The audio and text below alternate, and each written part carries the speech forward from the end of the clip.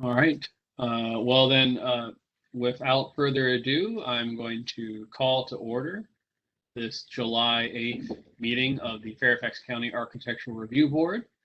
To conduct this meeting wholly electronically and to effectuate both the emergency procedures authorized by FOIA, the ARB needs to make certain findings and determinations for the record.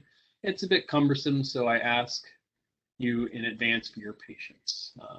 First, because each member of this ARB is participating in this meeting from a separate location, we must verify that a quorum of members is participating and that each member's voice is clear, audible, and that an appropriate volume for all other members. Accordingly, I'm going to conduct a roll call, and I ask that each member participating in this meeting state your name and the location from which you are participating. I ask that you pay close attention to ensure that you can hear your colleagues. Following the roll call, I will call for a vote to establish that every member can hear every other member. All right, starting with this, we always start in alphabetical order. Ms. Albury. This is Michelle Aubry. I'm in my home in the Mount Vernon area, and I can hear everyone fine. Thank you. Thank you, ma'am. Mr. Burns. This is John Burns. I'm in my home in Holland Hills. I can hear at least Michelle and you fine. All right, this is Chris Daniel, Chairman of the Architectural Review Board. I am transmitting from my home in Reston, Virginia, and so far I can hear everyone well. Ms. Wan has indicated that she will not be able to attend, so she is going to be marked absent. I do not see Mr. Kolinsky at this moment, so we will skip him. I do not see Mr. McReynolds, so we will skip over him at the moment. Ms. Murray. This is Elise Murray. I'm participating from my family's house in Ocean City, New Jersey, the house which is in both a local and a National Register Historic Districts. Wow. Thank you, Ms. Murray. All right, I do not see Ms. Notkins, and I believe she is not indicated attendance. We'll mark her absent. Ms. Orr? I'm Kay Orr, and I'm at my home in Alexandria, Virginia. Thank you, Kay. Mr. Plumpy? This is Joe Plumpy. I am in my residence in Fairfax Station, Virginia, with my friend behind me, Emma, in our woods. And I can hear everybody well. Thank you so much. Thank you, sir. And last but not least, Mr. Zellman. This is Jason Zellman. I'm at my home in Burke, Virginia, and I can hear everyone just fine. All right. At this point, I will pass the virtual gavel to our vice chairman so that I may be heard to make the requisite motion. I move that each member's voice is adequately heard by each other member of this ARB. All right. Is there a second? Second. Second from Ms. Murray. All those in favor, please say aye. Aye. Aye. Opposed? Any abstentions? The motion carries. All right, and at this moment, I just noticed that Mr. Kolinsky has joined us. If you can unmute so that we can find out if we can hear and see you. There we go. Perfect. Right. So I can hear and see you now, Mr. Daniel. Thank you, sir. We'll update the tally that Mr. Kolinsky is here, and that leaves us with 2, 3, 4, 5, 6, 7, 8 members. So as determined by the roll call, 8 members of the ARB are present and therefore satisfy an ARB quorum. The ARB bylaws state that a minimum of 6 members are required to determine a quorum. It is so moved. Is there Second. second by Mary? All those in favor, please say aye. Aye. Aye. Aye. All opposed? Abstentions? Motion carries. Third, having established that each member's voice may be heard by every other member, we must next establish the nature of the emergency that compels these emergency procedures. The fact that we are meeting electronically, what type of electronic communication is being used, and how we've arranged for public access to this meeting. Therefore, I move that the state of emergency caused by the COVID-19 pandemic makes it unsafe for this ARB to physically assemble and unsafe for the public to physically attend any such meeting. And that as such, FOIA's usual procedures, which require physical assembly of the ARB and a physical presence of the public, cannot be implemented safely or practically. I further move that the ARB may conduct this meeting electronically through Webex, a county virtual meeting platform, and available for access through the ARB County website or through phone at 1-844-621-3956 with the access code 173-226-1227. It is so moved. Is there a second? I'll second. Second by Mr. Burns. All those in favor, please say aye. Aye. Aye. All those opposed, say nay. Abstentions? Motion carries. Next is required that for all matters addressed today on today's agenda, that they are statutorily required or necessary to continue operations and the discharge of this board's lawful purposes, duties, and responsibilities. It is so moved. Is there a second? Second. Seconded. All those in favor, please say aye. Aye. Aye. Aye. Opposed, say nay. Any abstentions? And the motion. And last, the ARB needs to determine how long each member of the public will be able to speak during public comment periods. The public will be allowed to comment after consent agenda items and after each action item as a standard practice. I move that each member of the public will have 3 minutes to speak. Is there a second? Second. Seconded. All those in favor, please say aye. Aye. Aye. Aye. All opposed, nay. Any abstention? And the motion carries. All right. I pass the virtual gavel back to the chairman. Thank you very much, Mr. Zellman. I also see, I think that Mr. McReynolds has joined us. Mr. McReynolds, can you hear and see us? Yes, can you hear me? Yes, we can. Okay. Excellent. Let it be updated that Mr. McReynolds has joined us and brought our quorum up even higher. Good to have you.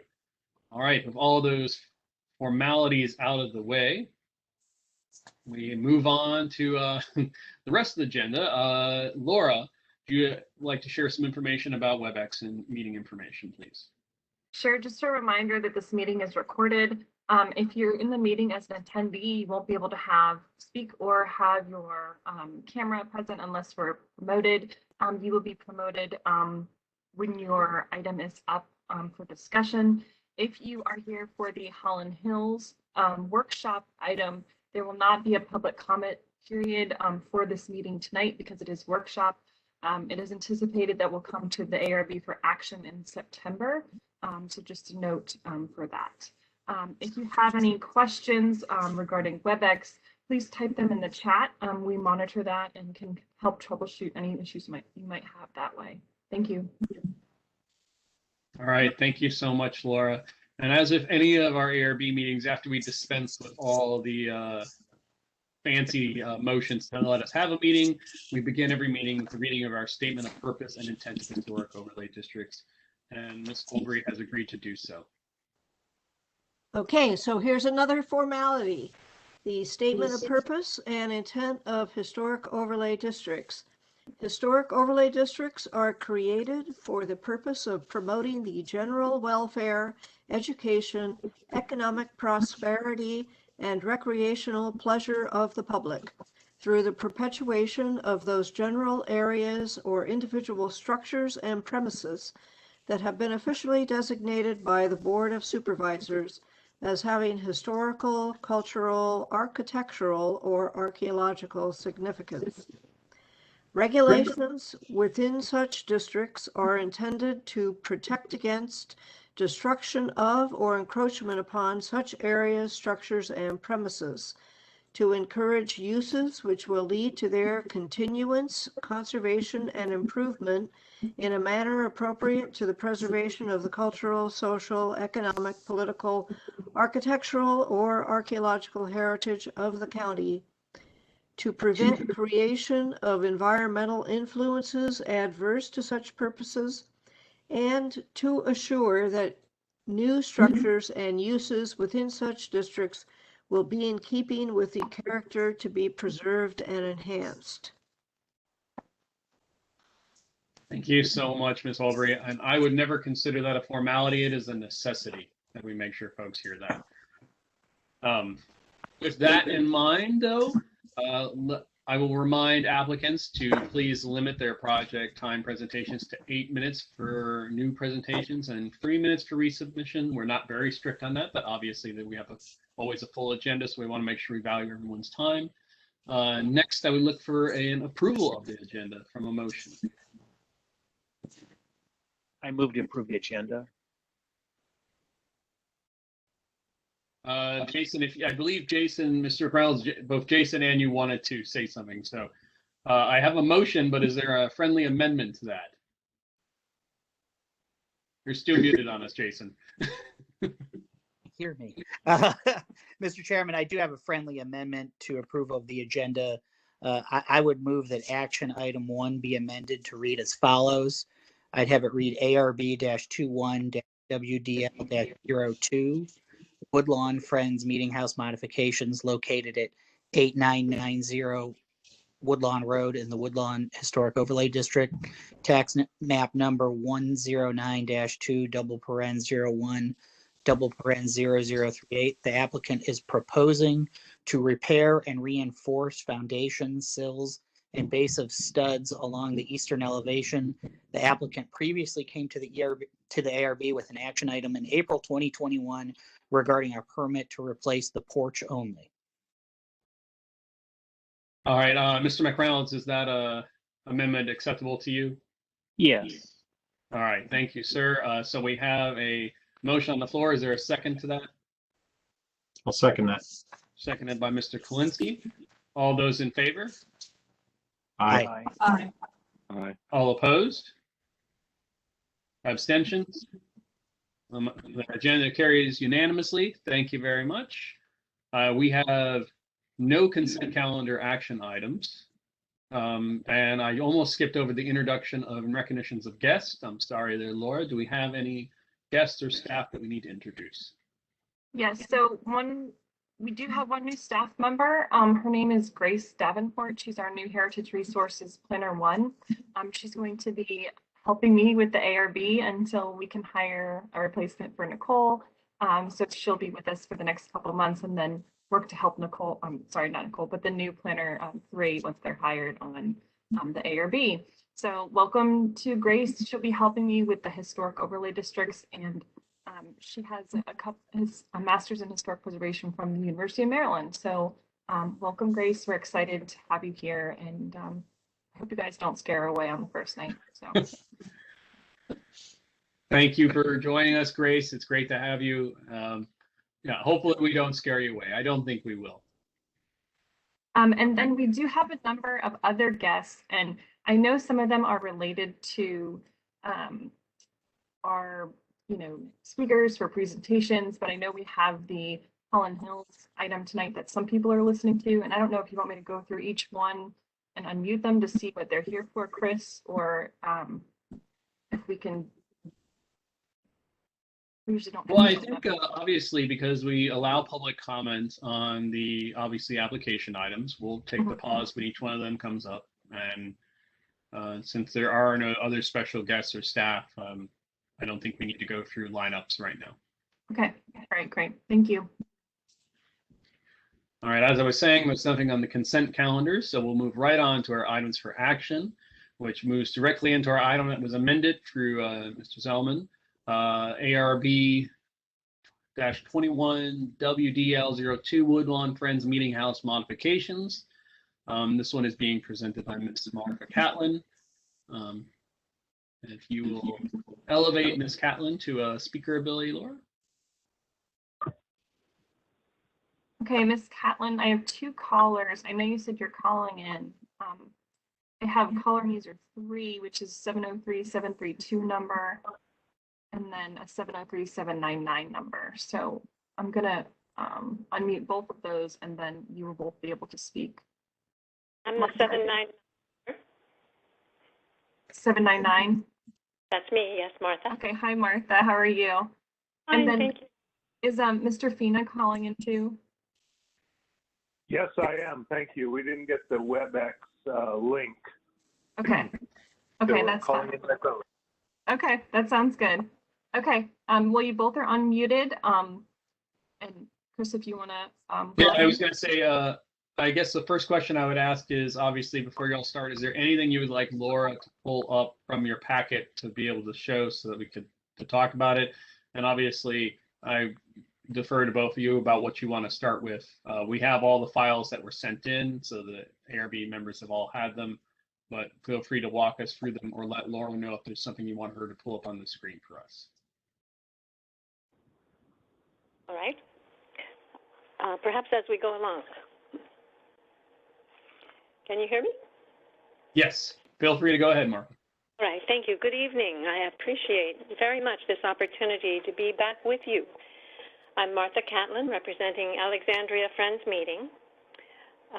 Also present by phone, as you have heard, is Robert Fina of Fina Construction, the meeting's contractor. Our historic Quaker Meetinghouse is located within the Woodlawn Historic Overlay District and is listed individually in the National Register of Historic Places and Virginia Landmarks Register, and also included within the National Register listed Woodlawn Cultural Landscape Historic District. I'm presenting today two related proposals, both of which were unanticipated at the time of your review on April 8th of the Meetinghouse Front Porch project. The first is foundation repair of the east front of the Meetinghouse, a project whose necessity became alarmingly apparent once work began on the front porch project. And secondly, a proposal for structural reinforcement of the existing porch posts or columns. I'd like to thank Laura Arsenault for her assistance and for distributing the documents and photographs I provided. I hope you found these to be helpful for understanding the conditions that have been discovered and our proposals to address them. You may want to begin with the schematic or the photographs, if you have the photographs of the condition of the foundation. I'll begin with the Meetinghouse. Friends are especially grateful to ARB members John Burns and Steve Kulinski for recognizing the critical nature of the unanticipated foundation repair work. They very generously gave of their time and expertise, meeting with us for in-depth discussions on site, along with our contractor, Robert Fina. The meetings were held on Friday, June 11th, and the following Tuesday, June 15th. This second meeting included officials from the Virginia Department of Historic Resources, or DHR, the agency whose board holds the historic preservation easement for the Meetinghouse.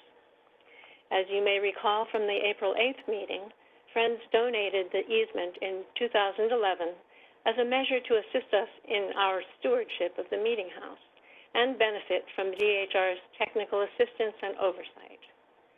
We were joined in the consultations by two other invited historic architects, Martin Howell and Al Cox, whose expertise contributed to a consensus approach that would entail reconstructing the east front foundation wall and sills. Inspections also revealed deteriorated wood at the base of most or all of the east wall studs. These, of course, must be repaired, both for the east wall's structural integrity and for proper functioning of the new foundation system. Detailed plans were developed by Robert Fina and presented and represent the recommended approaches arrived at through our consultations. The plans bear the stamp of Sean P. Kennedy, professional engineer of the Commonwealth of Virginia. In light of the exigent circumstances, the Virginia DHR expedited its review and approved the plans on June 24th. The foundation project has been designed to meet the Secretary of Interior's standards. You might want to have the plans themselves visible at this point. In particular, these were the standards specified for structural systems.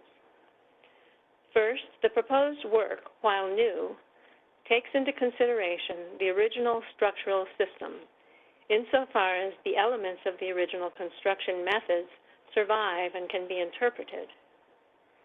Second, the load-bearing capability of the new foundation work not only meets but exceeds that of the original system, by extending concrete footings into the ground to below the frost line. Third, the proposed repairs to the foundations, sills, and connecting vertical wood studs include replacing with compatible substitute material only those portions that are extensively deteriorated or missing. Where such substitute material does not clearly and visibly differ from original or existing material, it will be unobtrusively dated to guide future research and treatment. Fourth, the portions of the structural systems to be repaired or replaced are unexposed, located where they are not visible, that is, within the walls and crawl spaces and underneath and behind the Meetinghouse front porch, which extends along the entire front of the building. And lastly, careful removal of lower portions of the existing original wood siding of the historic building will be undertaken only as necessary to provide access to inspect and repair the base of any deteriorated in-wall studs. The boards will be retained and protected until after the repairs are completed, when they will be returned to their original placement and condition. Regarding archaeology, ground disturbance for the proposed work will be confined to the existing building footprint, an area considered by DHR archaeologists as previously disturbed and therefore unlikely to yield archaeological data. If I may quickly summarize the Porch Post project, then Robert, Fina, or I can take questions on either proposal. Those drawings are at the last 2 pages of the plans.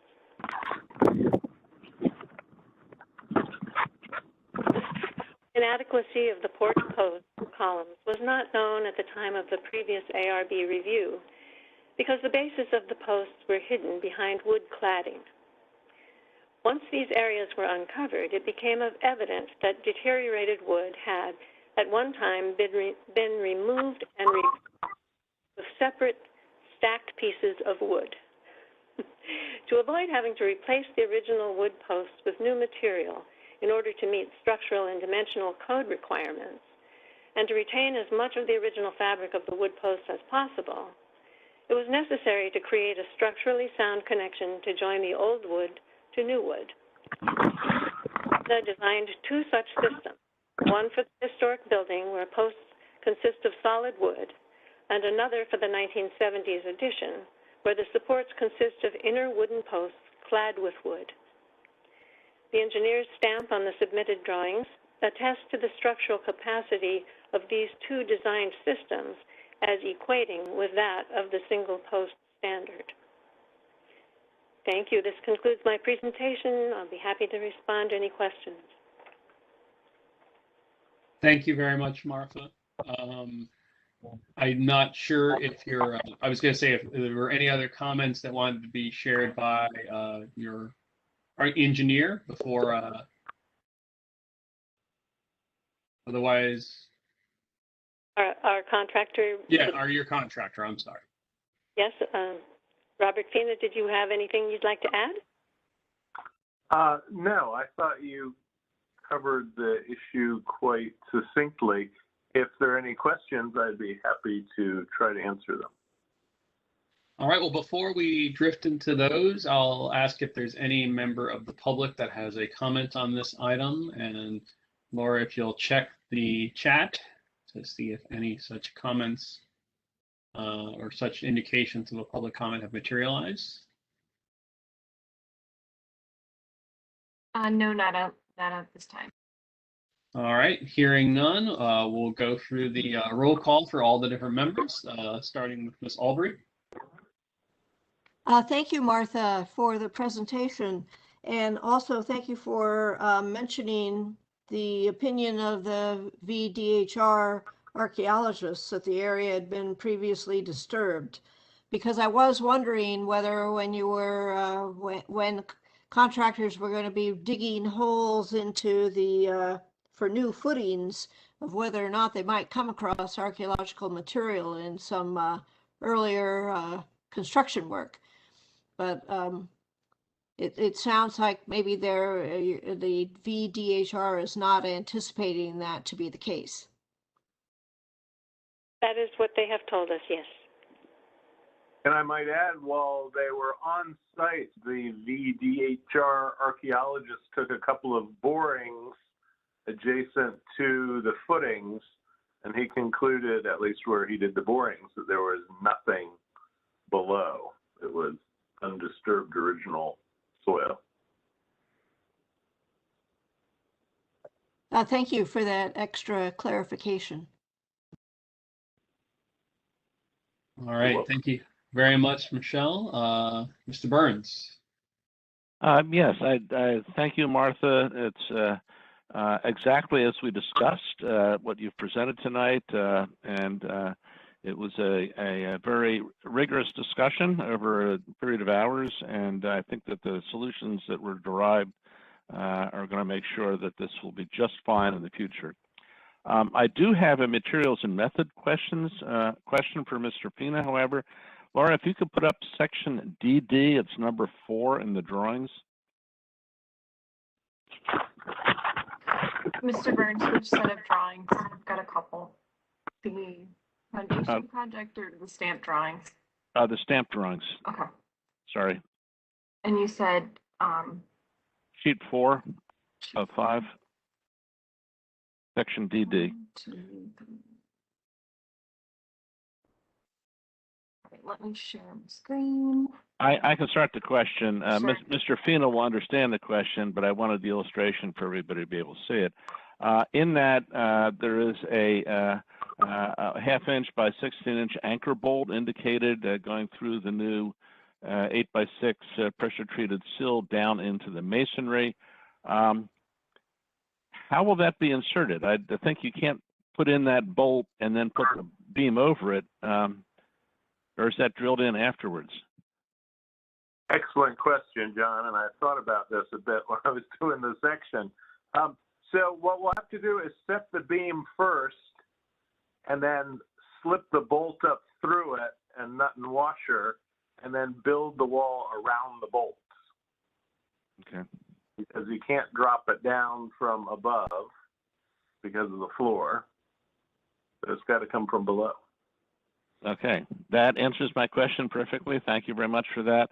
I think this is a project that was very well managed by the meeting, Martha and the other folks representing the meeting who are there. I'm very grateful for the volunteer hours that some architects we all know put in on this, and I think the result perfectly matches the problem. So I have no further questions. Thank you, Mr. Burns. Mr. Kalinsky. Well, I just want to concur with what Mr. Burns just said so succinctly. It was, very, very well discussed. A lot of minds came together and looked at the situation, and I think Mr. Fina has a good solution here, and it should last a long time without harming the appearance and the rest of the historic materials on site. So thank you, Martha, for having me as part of it. Very grateful for your participation, and John as well. You're welcome. All right, Mr. McReynolds. Yeah, I think that the solution looks really good, and I approve it. I think I am super glad that you're able to find a solution that works for the archaeological protection and also for the historic protection of the site, and provide a long-term structural solution. So yeah, I approve it. Thank you, sir. Ms. Murray. I have nothing to contribute on this matter. All right, Ms. Orr. Martha, thank you for a delightful, eloquent presentation. I could listen to you read anything. But well done. Thank you, everyone. Too kind. Mr. Plumpy. Thank you, Martha, for your presentation, and John and Steve as well. Thank you for contributing your efforts to making it the project it wants to be. Thank you. All right, Mr. Zellman. I agree with everyone's praise. I don't have anything else to add. Thank you. All right, I will convey, so Samantha Wong was not able to make our meeting today, but she did provide comments for the meeting. She did provide a comment on this. I'll just read it verbatim since it's rather short. She said, I understand the work is associated with unforeseen structural damage and that the proposed repair is to have existing material where visible removed, protected, and returned, as well as to have new structural material not visible. I appreciate the well-prepared document and presentation, and I support the work and have no further comments. So in addition to that, for my comments, I would have to echo everyone else's. Thank you very much, Martha, for the presentation, and particularly thank you, John, thank you, Steve, for your efforts in working with this applicant. That is very appreciated. I'm glad the board can get out in the field and do some things sometimes. That's always nice to see. So I also have no further comments and look forward to approving this one. And with that in mind, I would look for a motion. Mr. Chairman, Mr. Burns. I would like to move that the ARB approve action item ARB-21-WDL-02 located at 8990 Woodlawn Road, tax map 109-2, double paren 1, lot 38 in the Woodlawn Historic Overlay District for the proposal to repair and reinforce foundations, sills, and base of studs along the eastern elevation as submitted and presented at the July 8, 2021 ARB meeting. Upon review of the materials, the proposal is found to meet the requirements of zoning ordinance section 3101-historic overlay districts. All right, we have a motion. Is there a second? I'll second that. Seconded by Mr. Kalinsky. All those in favor? Aye. Aye. Aye. All opposed? Abstentions? Hearing none, the motion carries unanimously. Thank you very much, Marva. Thank you very much, Mr. Vila. We look forward to seeing the work complete in the future and for the Meetinghouse to be here for years and years to come. Thank you so much. All right. With that agenda item down, let's move to the next item for action, which is ARB 21-LFK01 vehicular access to 6431 Georgetown Pike in the Langley Fork Historic Overlay District, tax map number 22-3 double paren 3158. This is a proposal to construct an asphalt driveway to access residential property. The residential property is located outside the boundary overlay district, but the driveway is not. This is being presented by Mr. Mike Maffey, Building Group, who is representing the application. Mr. Maffey or Maffey, I apologize for pronunciation error. That is correct. Good evening. Thank you for giving me that opportunity to present this. As you mentioned, the house that we're building, it is on the back of the lot. It's not part of the district layout. There's a current asphalt driveway that used to go to the old house, which the old house was demolished. What we plan to do is to shift the driveway to the left, so it will have an easy access to the house, in front of the house. And the driveway will be built with the asphalt, the same material as the current driveway. All right. Is there any plans or materials you wanted to present, or if not, we can. It's also keep it short and sweet too. Don't have to overcomplicate it. I'm sure you have looked at the grading plan already. If you have any questions, I'll be glad to answer any questions you may have. All right. Well, first, obviously, with all applications, if there's any member of the public that has a comment, Laura, you can take a look for me on that. No one at this time. All right. With that in mind, we had a pretty detailed plans package submitted to us, so I'll go through the various members of the board and see if they have any questions for you. So, Ms. Olbrey? Thank you. I just wanted to put out on the record that the Historic Overlay District has notes that there are no known archaeological features in the district, and so that may or may not also apply to this particular section of the grading plan for the driveway.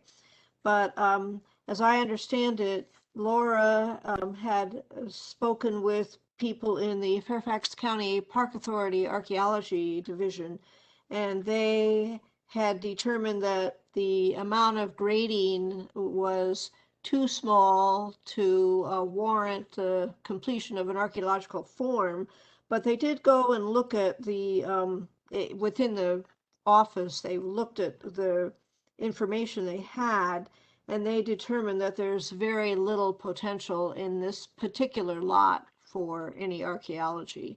So I just wanted it to be clear that we did look at the question, but it looks like there won't be any archaeological features that it would be encountered when they're doing the grading for the new driveway. Thank you. All right. Thank you very much, Michelle. You actually took the one question I was really thinking about particularly. So thank you for pre-answering that for me. Moving on, Mr. Burns. Yeah, I have very little problem with this. I do have a question, however, and that is what happens to the existing fence that is visible in the Google Street View from October 2019 that was part of the package? I know fences are not something that Fairfax County requires a building permit for, but that fence strikes me as one that is not consistent with the character of the historic district. It's much too contemporary for that. And I'm a little unclear from the drawings that were provided. I'm looking at, what is that, sheet 3 of 8. And if you blow up the section, there is a curved line there. Is it the proposal that fence will continue along right at the edge of the driveway, or what happens to that fence? I'm sorry, if I may, are you talking about the fence in front of the road, Georgetown Pike, the existing fence? The iron fence with vertical metal rods in it that parallels the edge of the street in front of the plant materials at the end of your lot. We're planning to remove those fence and leave because it doesn't go. We're planning to remove those fence and leave the plants the way it is. Perfect. That answers my concerns. I thank you because I think that will contribute to the character of the historic district. I would not object if you're interested in having that fence continue in the same line as the gate across the width of the property if you need to still have fenced property, because then it would be behind those plant materials and would not have an adverse effect on the historic character as you go along Georgetown Pike. Sure. So with that comment, that's my only concern with it. Thank you. All right, thank you, Mr. Burns. Mr. Kalinsky. Yes, hi. I in a kind of a similar manner to Mr. Burns, I do have questions. They're showing 4 piers to identify and offer an anchor for a gate at the driveway as you come in about 100 feet back from the street. Is there a design for those piers that we should be looking at as part of our charge here? It is. I do not have the exact design of the pier, but I do have the dimension. It's a 24. I think I'm showing the dimension, if I'm not mistaken. The dimension. Well, I can read it. It does call for. I'm showing the dimension. I think it's like 40 inches by 40 inches on the drawings. Yes. I don't have any specific design for it. Particularly, we moved this all the way back 100 feet away from the street. But I do not, it's a regular brick. I don't have a particular design for it, but it is a 40 inches by 40 inches. And what's the planned height of those piers, Mr. Maffey? The height of the piers? Yeah. The height of piers depends on, I really don't have the design yet. It could vary to 10 feet, 8 feet to 10 feet, depends on which one it is. I don't have the height of it. I have the 48 inches, 40 inches, 40 inches, but it could vary from 8 feet to 12 feet. 8 feet to 12 feet? Yes, sir. Yes. Okay. I'll note I blew up that section of the drawing. The columns are 40 by 40 on the drawings with a height of 12 feet. Yes, sir. So this is my question for the chairman. And is this something that we should be evaluating, the design of those piers, since it's within the historic overlay district?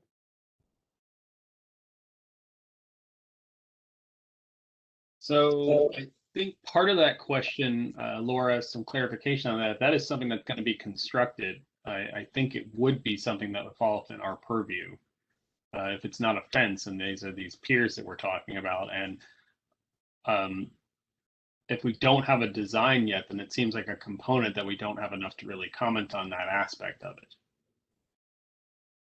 My only thought would be they probably don't require a building permit, and that would be our site plan. So that would be our justification for review of those.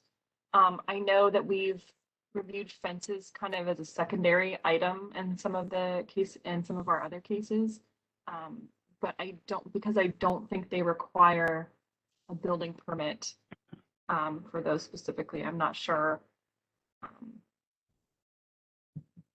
What about the height restraint in the building or the zoning code for fences in front yards? I assume this would be considered a front yard under county requirements. The front yard fence, if you put it right on the border, front is 4 feet. If it's right on the border, the sides are 6 feet. But since this is 10 to 100 feet away from the front, there is no restriction for that 4 feet. Okay, thank you for checking on that. Sure.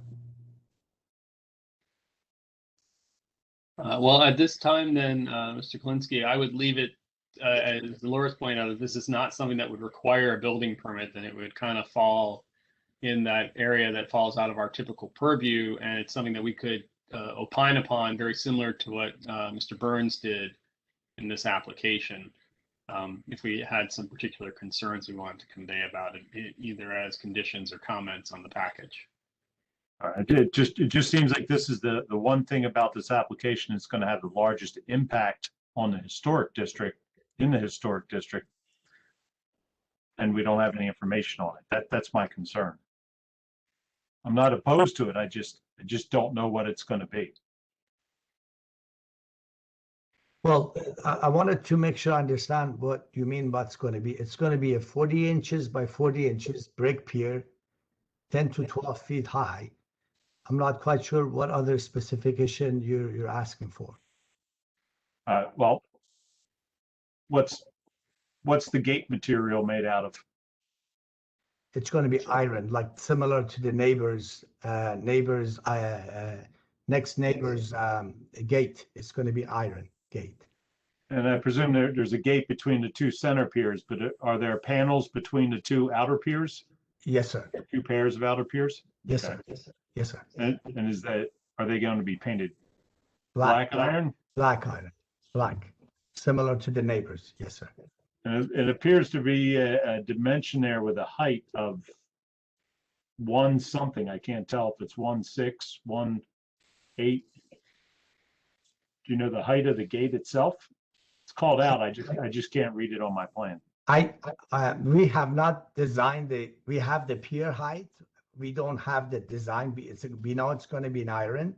We don't have the design of the iron gate.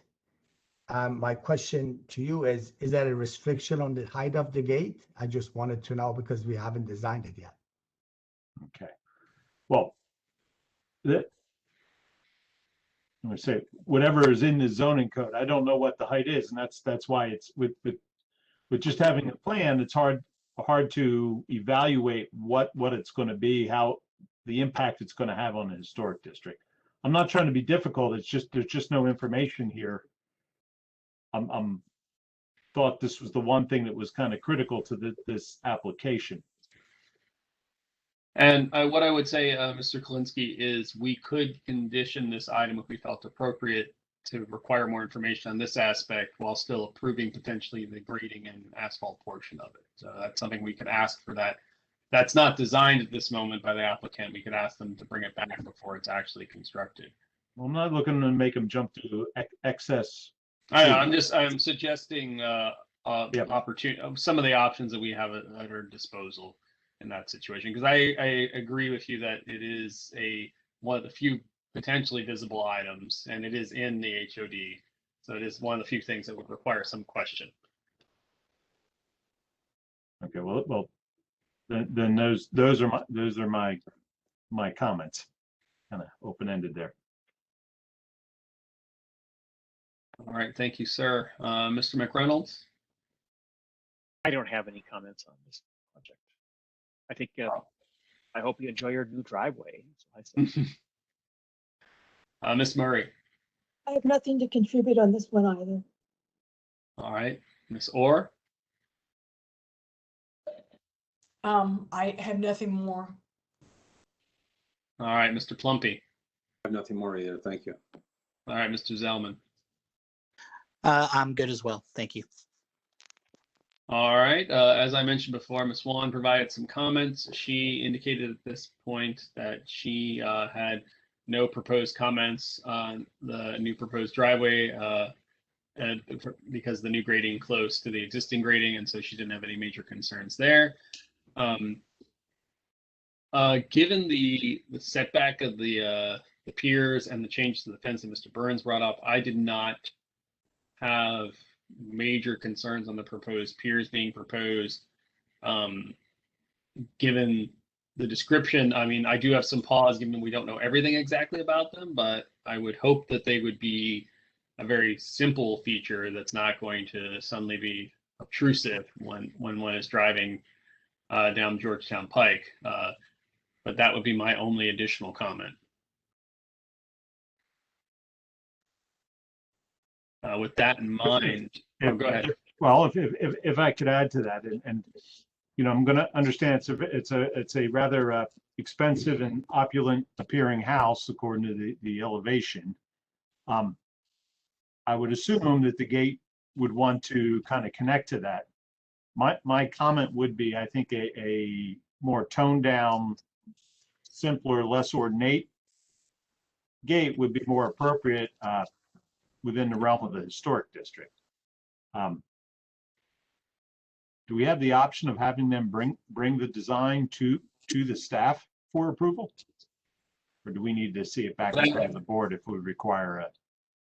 So we could condition that the applicant bring the design for this gate to staff and that we'll empower them to make a decision as to whether or not it needs to come to us for a second, for another review on that component. We've done that in the past. It's just a condition placed on the application. I guess the question I would put to the applicant is that something that would be workable, providing that extra information to staff so they could see what the proposed design of the gate is going to be once it actually is finalized. That would be fine. We could do that. If you could get us an approval so we can put the driver in, but that would be part of our entrance. If you give us an approval for driveway, for the gate and the piers, we will submit the details to show you how it looks. Mr. Daniel, if I could. Yes.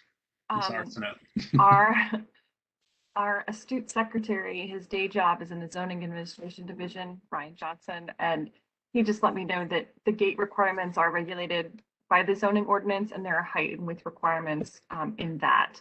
But it all goes to the definition of what is a gate. So we won't know until it comes in what it will be regulated by. But 10 to 12 feet does seem a little high compared to what is normally comes in. All right, thank you very much, Laura, for that additional information. We've heard some input from the applicant on what would be willing to work with us on regarding bringing information to us. I would entertain a motion made by any member regarding this application. Mr. Kalinsky, I see your finger up. All right, I'm willing to make a motion. All right, so Mr. Chairman, I move that the ARB recommend approval on item ARB 21-LFK-01, located at 6431 Georgetown Pike, tax map 22-3, double paren 31, double paren 58, in the Langley Fork Historic Overlay District, as submitted with subject to the following conditions: that the applicant brings back to the staff the design of the gate and the piers that are within the historic overlay district, and that the staff has the flexibility to make judgment if they can approve them if they meet within the context of what we just discussed, or bring it to the board if necessary. So under review of the materials, the proposals found to meet the requirements of zoning ordinance section 3101 historic overlay districts. All right, thank you, sir. Is there a second? I'll second it. I am not sure who seconded that one. McReynolds. Okay, thank you, Mr. McReynolds. Any discussion on that one? Hearing none, we have a motion on the floor. All those in favor? Hang on a second, if you could, Chris. Sorry, I was distracted. Okay, Mr. Burns. Could you reread the conditions that Mr. Klinsky stated, please? I wanted to make sure I understood them properly. I will attempt to paraphrase them unless staff is ready to reread them. I was going to ask Ryan if he could. I have them, but I have the applicant brings back to the staff the design of the gate and piers within the historic overlay district, and they have the flexibility to approve or bring back to the board if necessary, as just discussed. But I have height and width issues and whether or not it meets the zoning ordinance in parentheses, so that when I look at it in 6 months, I'll know what I'm looking at. Okay, I would like to propose a friendly amendment then, and that is to thank the applicant for moving the iron fence paralleling Georgetown Pike, so that that will help to restore the historic character of the Georgetown Pike side of the property, closer to the overall historic character of the historic overlay district. That's like way too many words, but the consent of it is, essence of it is, I would like to thank the applicant for removing the iron fence paralleling the street. Understood. Thank you, Mr. Burns. Mr. Klinsky and Mr. McReynolds, is that an acceptable amendment? Acceptable to me. It's acceptable. All right. Any other comments on the motion on the table? Seeing none. All those in favor? Aye. Aye. All opposed? Turn the water off. Okay, there's a little valve down there. All abstentions. Hearing none, the motion passes. Thank you very much, Mr. Maffey. Thank you so much. Thank you. All right, that completes our action items for this meeting, and we move on to our workshop sessions. Our first one is ARB 21-SUL02 Dulles Discovery South Parking, located between Route 28 and Centerville Road in the Sully Historic Overlay District. This proposal is related to a zoning application. I'm not going to read out its entire number, and proposes a new support building of roughly 58 or almost 59,000 square feet, and to reduce the height of one of the other buildings in the complex, building BD5, and its related gross floor area is presented by Mr. John Granaham from Hunton Andrews Kerf, who is representing the application. Mr. McGranahan, I promoted you to a panelist. Is there anyone else from the attendee list you'd like me to promote for your application? Yes, if you would, Laura, please promote Sergio Capuccio and also William Smith. All right, should be good to go. Perfect. Okay. Thank you so much, Laura, for all your help. And thank you, Mr. Chairman and members of the Architectural Review Board. My name is John McGranahan. I'm a land use attorney representing the applicant in this matter. And we do have with us this evening Bill Smith and Pete Dunn from the Peterson companies. And from the architects, HGA Architects, we have Sergio Capuccio, Rose Gard, Steve Weir, and Jay Scruggs. So we're the ones that populated your Webex call there earlier in the meeting, but not all of us are talking, and I'm going to try to go through this at a fairly high level. It's the first time we're coming to you with this application. We do have a scheduled planning commission date of October 6th, but when you canceled your August meeting, we wanted to get to you sooner rather than later, so we didn't find ourselves scrambling in the fall. So we appreciate you all accommodating us tonight. Laura, I guess Sergio is going to share his screen, and we're just going to walk through some slides quickly if we can. I don't know if you have to enable that. Okay. Yes, I just passed it over to him. Great. Okay, Sergio. Can everyone hear me fine? Yeah, sounds like Yes. it. And We can hear you well, Sergio. And I believe I can see the presentation, so I think you all are ready to go. Perfect. great. Thank you. So Sergio, flip to the next slide if you would, please. So this slide is just to orient you to the property, and obviously you see there in the foreground the Route 28 Sully Road. That's the interchange with Air and Space Museum Parkway. And Dulles Discovery, there's a north campus and a south campus. The north campus is planned, or slide view left there on the north side of Air and Space Museum Parkway. And Dulles Discovery South is on the right side of that interchange, and Sergio's highlighting it with his cursor. And the application that we're presenting to you this evening involves the Dulles Discovery South campus. And Sergio, if you'd slide down, you see historic Sully Way. Well, so the Sully Plantation property is off the slide to the right, and we'll show you some closer versions of that, or visions of that later. Next slide. I'm going to quickly just give you some very high-level history here. So what you see here is a prior approval of the Dulles Discovery South location and campus. You can see the orange line is the historic overlay district line, and there you can actually see in the lower right corner the Sully historic site. These were the buildings that were approved in 2010.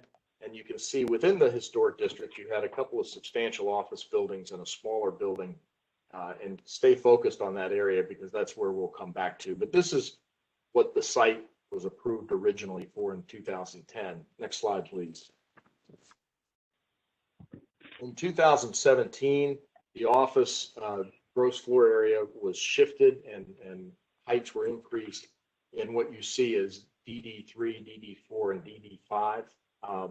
So those office buildings were there, and then the parking lot was maintained. So the impervious area was maintained within the historic overlay district. But this was the application that was approved in 2017. Next slide. And this is the current proposal. You can see the support building that's being proposed is completely within the existing paved parking area. So the actual impervious area is decreasing with this application because we're restoring some green space around the support building. It's a one-story building. As the chairman said, it's 58,993 square feet approximately, and the height, the maximum height of this building is 35 feet, which is significantly lower than the office buildings. Another point on this slide for you all to appreciate is there is no increase proposed in the gross floor area with this application. So what's occurring is the DD5 building, which is outside of the historic overlay district, but that building, square footage is being shifted from there to support the support building. And so we're not asking for additional gross floor area on the campus. And the result is you have the 35-foot maximum height on the support building, and the DD5 building is being reduced from 9 to 7 stories. It's approved for a maximum of 9 stories. Last thing on this slide I wanted to point out, if you look to the west of the support building, the plan or slide view, that lower right-hand corner, there's a tree buffer there that we've highlighted. That is owned by the county, but it was something that was acquired by the Peterson companies, the applicant here, to create a buffer for the Dulles Discovery South campus to buffer it from the Sully historic site. But that was a proffer and it was executed, but all of the trees in there are off-site to this application, and the county controls that, and they will be remaining. And with that, Sergio, I'm going to turn the slideshow over to you to go through sort of the architectural analysis and what we've looked at in terms of protecting the Sully historic property. Thank you. Perfect. Great. Thank you, John, for summarizing why we're here today. The support building falls well within the Sully Historic District, approximately a quarter of a mile from the historic farmhouse. And while reading the Sully Historic District design guidelines, one statement that struck me the most is that one of the objectives of the Sully Historic District guidelines is that no other buildings are visible from the grounds of Sully, contributing to its rural character. And to me, that summarizes why the historic district was established to begin with. So we thought it would be quite effective to start with a site section that runs from left to right at the bottom of the page, that runs from the existing Dulles Discovery 4 building all the way to the historic Sully farmhouse. So as you can see in the middle is the proposed support building, but most importantly, the tree buffer and how the tree buffer conceals any potential views from the historic farmhouse. If we take a closer look, now zooming in, to the left, we see the support building. To the right, the Sully farmhouse again, and a line of sight from the second floors of the farmhouse. We can easily determine that the building, the proposed new building, will never be seen from the Sully farm. Just an aerial view showing the location of the support building, how it falls well within the Sully Historic District boundary, and most importantly, that tree buffer that's owned and maintained by Fairfax County that yields all the views from the historic farm. So what we decided to do to show this relationship most accurately was to actually build the existing topography in our computers, place the buildings, the new and the existing buildings correctly in its location in relationship to the farmhouse. And on the image on top, you see that we removed that tree buffer. If that tree buffer didn't exist, then you would see the one-story support building, then you would see the existing DD4 building and the just recently completed Garage A. But if we were to show it with the existing tree buffer, you can see right away that the new building will not be visible from the Sully property. I want us to pay close attention to where the support building is being proposed. Currently, it's mostly surface parking, and like John said, our goal is going to be reducing the amount of impervious area. There's one existing cemetery, which is carefully maintained, respectfully maintained, I should say, with very nice landscape around it. But if I switch to what we're proposing, what you can quickly tell is that we are not only reducing the amount of impervious area, but we're enhancing the landscape around the existing cemetery. So we're reducing impervious area, we're enhancing the landscape, bringing in more greenery. Just a small disclaimer, I'm not a landscape architect. He couldn't join us. I hope I do justice to this slide. But to summarize it is that the planting material would be complementary and within the family of the existing landscape design that you see across the entire Dulles Discovery campus. And what I want you to pay attention is how we're enhancing the landscape around the existing cemetery. We're surrounding it with evergreens. We're locating 2 rows of birch trees, framing a new sidewalk leading into the entrance of the support building. And to the west, we see a line of American basswood trees, and to the west, a series of willow oak trees. We have some very small ground cover emphasizing the 2 entrances to the building. And I just want to make a disclaimer that we do have some very stringent rules that we have to follow from our tenant. We cannot have landscape material too close to the building. There's another strong axial connection, a pedestrian connection to the existing Dulles Discovery 4 building that leads to the main entrance of the support building. And of course, when we started working on this design, we learned that it was within the historic overlay district. So we first took a look at the existing structures within the Sully farm. But not only that, we took a look at some historic structures from farms in the area. And what we could quickly realize is that we were not going to be able to make an aesthetic connection to the vernacular architecture through forms and shapes. Our building is highly utilitarian. So in this project, more than any other project that I worked on, form truly follows function. But we did notice that we did come to the conclusion that we could make an aesthetic connection through the color palette and maybe the textures as well. We noticed that there's a common denominator among larger barn structures, which is the vertical siding that never touches the ground, always sits on top of some type of masonry foundation wall. So that gave us the inspiration on how to deal with our cast-in-place concrete walls. Our building will be mostly built in concrete walls. So if you see the picture on the top, what's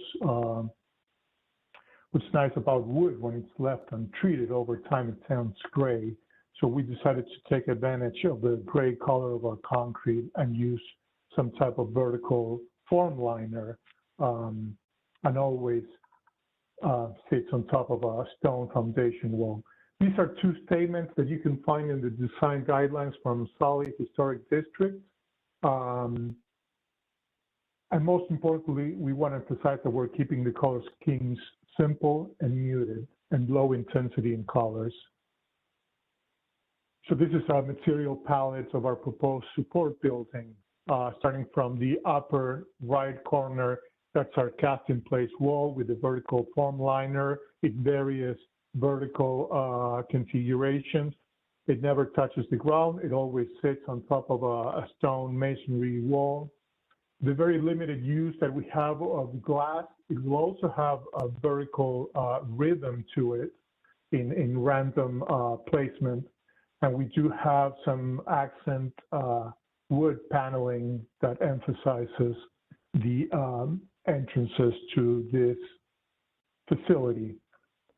So these are the series of elevations. I have to correct what John said initially. The maximum height of our building is around 27 feet high, which is well within the height restriction of 35 feet.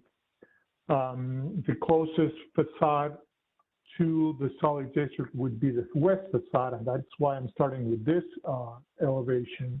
And you can see we have a very strong, very consistent masonry stone wall that anchors the building to the ground.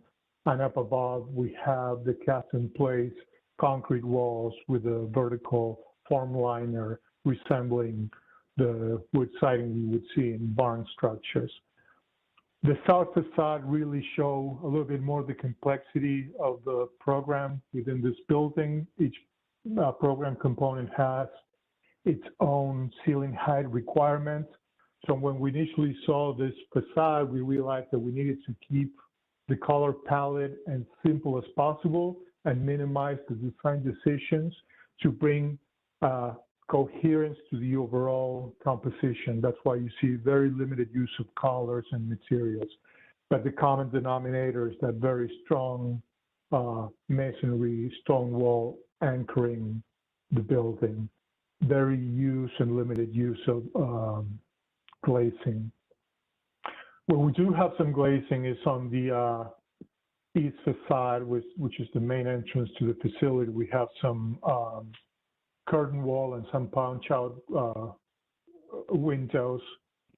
But again, very limited use of finishes and color palettes, and the wood always accentuating where we have entrances to this facility. So what does it look like in 3D? Well, the north facade faces an existing stormwater management pond that you can see in the foreground. And in the background, you can see the Dulles Discovery 4, which is an existing building, and the recently completed Garage A. Let me make another disclaimer. Some trees and landscape were removed to be able to see the support building that we are proposing now. But again, on the northwest corner, you can see in closer detail the vertical texture of the cast in place concrete walls. Not a lot of architectural elements, not a lot of fenestration on this facade. So the very few elements that we have on these elevations, we had to accentuate and make them look larger than what they are. So they look good in the overall composition. So we are accentuating the canopies and the limited openings that we have on these walls. Again, another look at the north facade on top, and a closer look at the north facade. Upon a closer inspection, we have a screen wall that also follows the same theme of vertical rhythm slats that resemble or mimic the form liner on the concrete walls. Northwest corner, taking a little bit of distance, we can see the generous landscaping that we're proposing. On the northwest corner with trees is that those 2 rows of birch trees that I was talking about initially that frame the new sidewalk, and how those birch tree trunks start to almost resemble the vertical lines on the curtain wall. A closer look at the main entrance, we're accentuating the entrance with wood paneling and a very generous canopy that extends all the way to the left, page left, to provide some protection from the inclement weather to the accessible parking spots located to the left of the image. But again, I really like this happy accident of the landscape, talking to the architecture. The tree trunks of the birch trees almost resemble the vertical mullions of the curtain wall. Continuing our journey around the building in a clockwise motion, we see the southeast corner. A closer look on the lower image, we show that canopy that extends all the way closer to the accessible parking spots. Again, not a lot of elements on the facade. We do have various roof heights, so that's why we're making the decision of keeping the material palette and the design moves as simple as possible to bring some cohesive vocabulary to the overall composition. And again, just reiterating the North Campus, the South Campus, and the location of the proposed support building and the importance of its relationship to the tree buffer owned by Fairfax County and donated by the Peterson companies. This is a lead chart. We, as HGA and the Peterson companies, we are familiar with the lead process. This chart shows that since day one, we're committed to the environmental costs. So ever since Discovery 1 all the way to Discovery 4, our buildings have received some level of LEED certification from silver, gold to platinum. And the new support building will have some type of LEED certification. We don't know just as of yet what that will be, but we're not afraid with this challenge to LEED certify this new building. And with that, I conclude my part of the presentation, and I welcome the opportunity to answer some of your questions. All right, thank you very much for that very thorough and detailed presentation. Walk through there. Also appreciate references to the current guidelines. As always, appreciated when those are brought up. Since this is a workshop item, there is no opportunity for public comment. So I will just go around the roll call list to the different members. Ms. Albury. Thank you. My main concern, since I'm an archaeologist on the board, my main concern was seeing that the proposed support building was going to be constructed adjacent to an existing cemetery.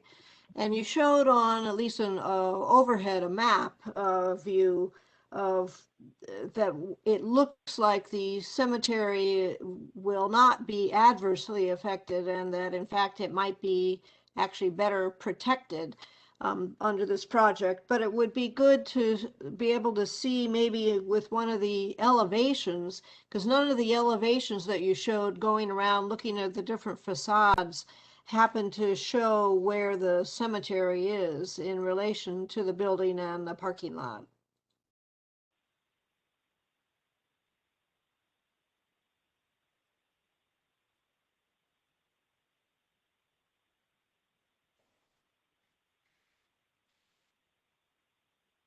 Joe, if you're talking, I don't think we can hear you at this moment. I apologize. I was talking indeed, yes. I can pull some of the images where we can show the location of the existing cemetery. I was saying that I apologize. We didn't model the entire cemetery, but this area right here is where the existing cemetery is. And I removed some of the proposed evergreen landscape that will be screening the cemetery, so we can see a little bit more of the proposed support building. But you're correct when you're saying that we're now offering more landscape around the existing cemetery than what it currently has. So I believe that this is going to be much an improvement to its current condition. I don't know, Sergio, John, if you have anything to add. Well, if you could go back a few slides to the either the landscape plan or the because this is a good question, but I think there's a good answer to it. I'm glad you pointed out that you had removed some of the trees so you could see the building, but oh, this is a good one. So the cemetery, obviously, it's not being disturbed at all. It's there today. It's surrounded by a parking lot. We might even want to go in a minute, go back and look at what it looks like today. But this is what it will look like. And you can see substantial plantings between the support building and the cemetery, but even additional plantings on both sides as well. And Sergio, if you could flip back to the current parking lot. So the one before. So yes, that gives you a good sense of what's out there today. There's not a lot, if you will, of screening or green space around it, but it is protected. And my recollection is that was a proffer that cemetery be protected and not disturbed.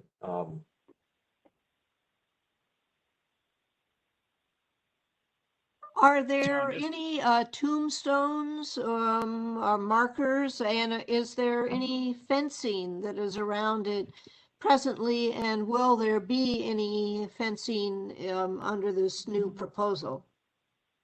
Ms. Aubrey, this is Bill Smith with Peterson Companies. Yes, we actually have two cemeteries on Dulles Discovery, both of which were subjected to rigorous and detailed review by the archaeological aspects of Fairfax County. They were both proffers, and what we needed to do with the cemeteries was a proffer. And an extensive amount of time trying to identify where the actual graves were. By the time we got to the site, 15 years ago, both cemeteries had been pretty much decimated. We found a few headstones, and we have repositioned those. The proffer that we were obligated to conform to for both cemeteries required an ornamental fence, signage, extensive landscaping. We've cleaned up the cemeteries. I think if you came out there, you would find both of them pretty attractive. I think Mr. Zellman and a couple of the other folks from your group were there. I think they're pretty well done. So the answer to your question is yes, they have been quite well studied, refurbished, put back into the place as best we could reconstruct them. And they're actually pretty attractive now with the amount of landscaping around them. But with this opportunity to do the court building, we are adding more. So I think we will enhance this particular one. The other one is located between DD3 and DD4 on the South Campus, and is again pretty extensive and pretty attractive. So I think we've complied.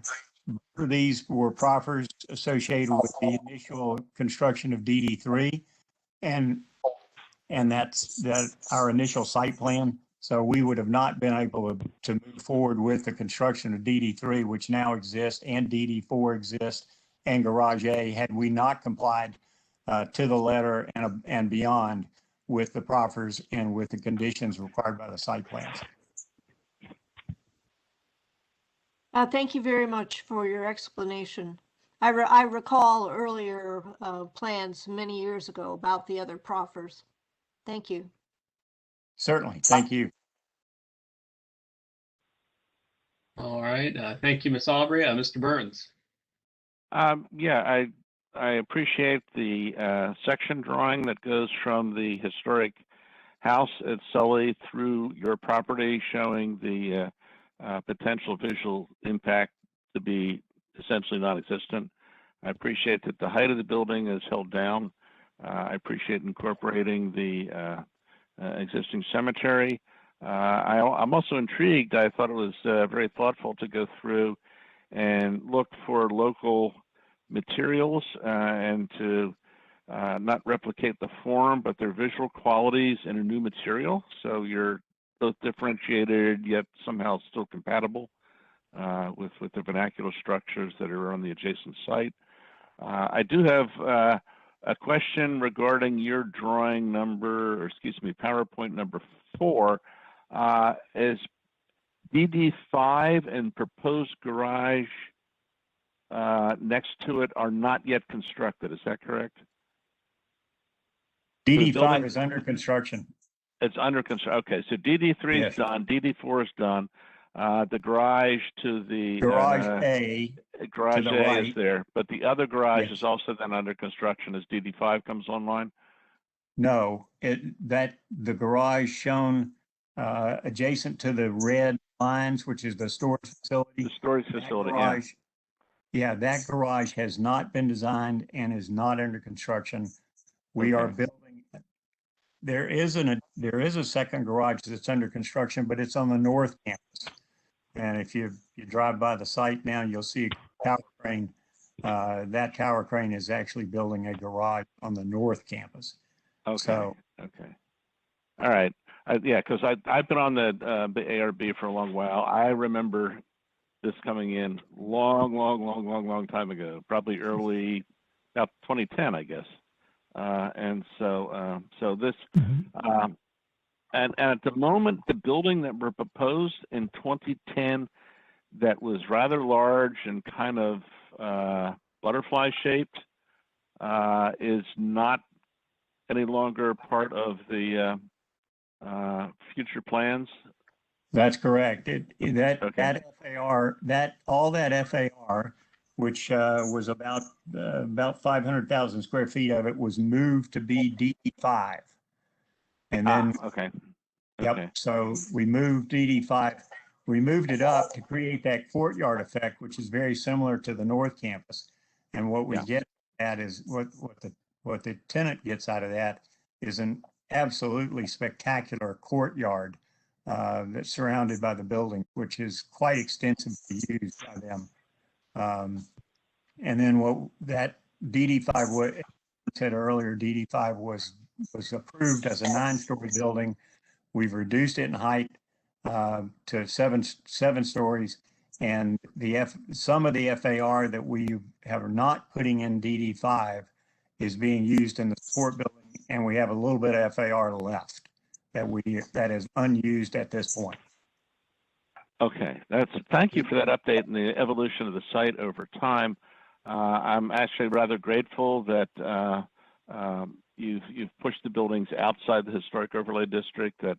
That keeps this pesky ARB out of your future plans. And so I didn't know that we had that much power, but I am grateful that the Peterson Company and your client were thoughtful enough to give that some consideration. I think that's a benefit to the overall project, and it helps to protect the historic character of Sully. So thank you for that.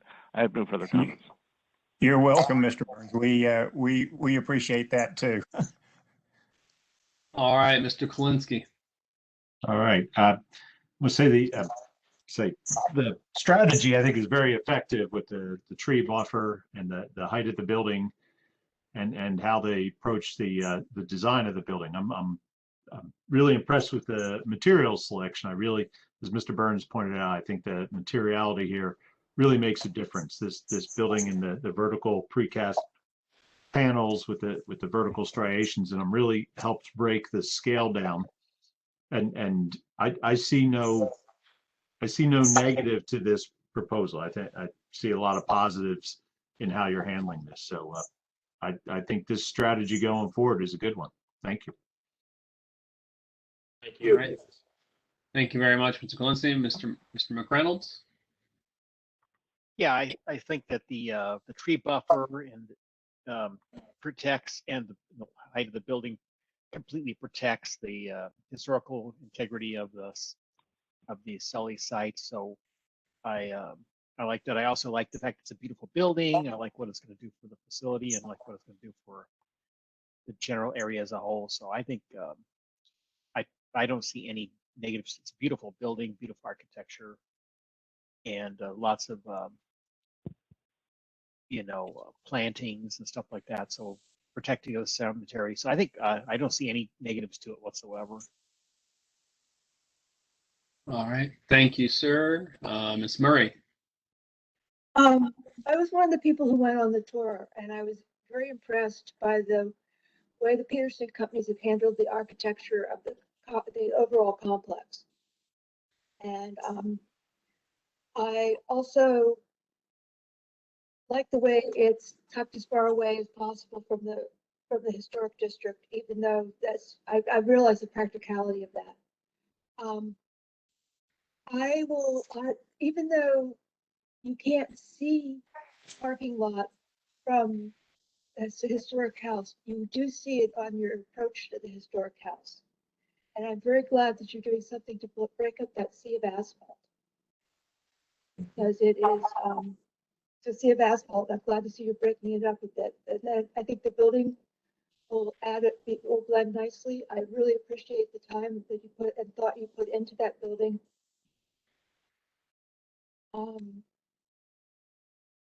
That's really pretty much all my comments. Thank you, Ms. Murray. Ms. Orr.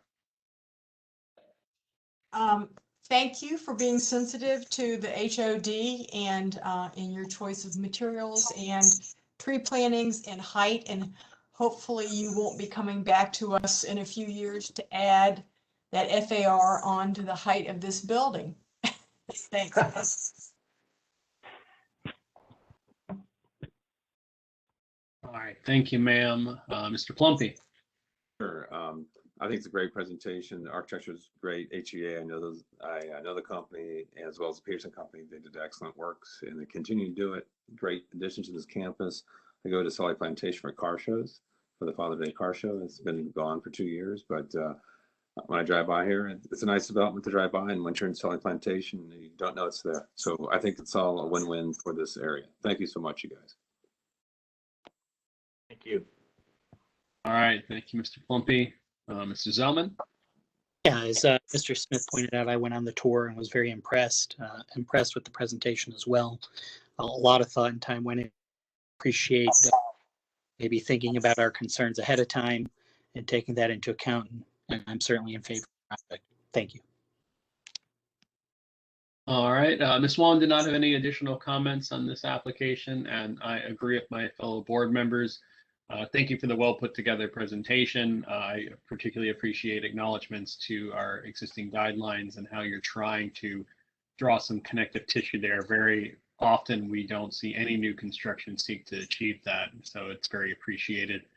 I agree at this point. I think we look forward to seeing this application in the future, and I second Ms. Orr that hopefully we won't have to have you come back for the bar increase. Otherwise, thank you so much for the presentation. Great. Thank Thank you you all everyone for your time. Yeah. Thank you. All right. That workshop session done. We move on to our second workshop session, which is ARB 21 HOL 01, Proposed Holland Hills Historic Overlay District. This is located between Fort Hunt Road and Sherwood Hall Lane in Alexandria. The proposal is related to the forthcoming zoning application related to the proposal for a historic overlay district, which is concurrent with a zoning ordinance amendment and comprehensive plan amendment.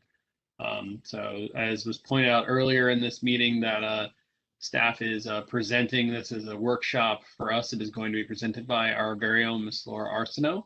And so at this moment, we won't be accepting public comments on this workshop item, but this is more for staff to present and have discussion from ARB membership. So Laura, the floor is yours.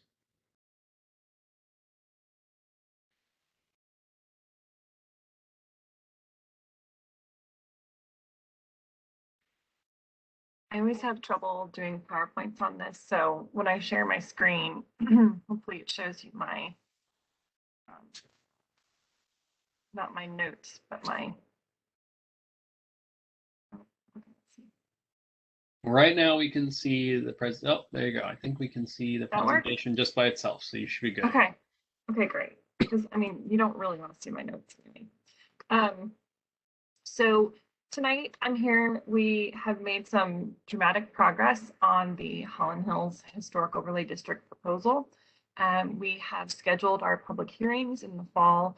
So tonight, what I was hoping to do was give you an update with our most recent findings and analysis, and then show you some next steps about what we're moving forward. I will say, I think I tried to figure out the last time I presented to you all on Holland Hills. I want to say it was before COVID. I want to say it was like 2020 or so it's been a while. So I'll give you a brief overview, but I have been giving you updates the whole time. So I'm kind of going to gloss through the beginning of this and get to the meat of what we're looking at. Okay, so as Chris mentioned, the location is in Alexandria on Fort Hunt Road and Sherwood Hall Lane. There was a Board of Supervisors motion almost 3 years ago now to authorize the study of a comprehensive plan amendment, a zoning ordinance amendment, and a rezoning application. With that, we're looking at draft design guidelines that are part of the zoning ordinance requirement for analysis of the historic overlay district.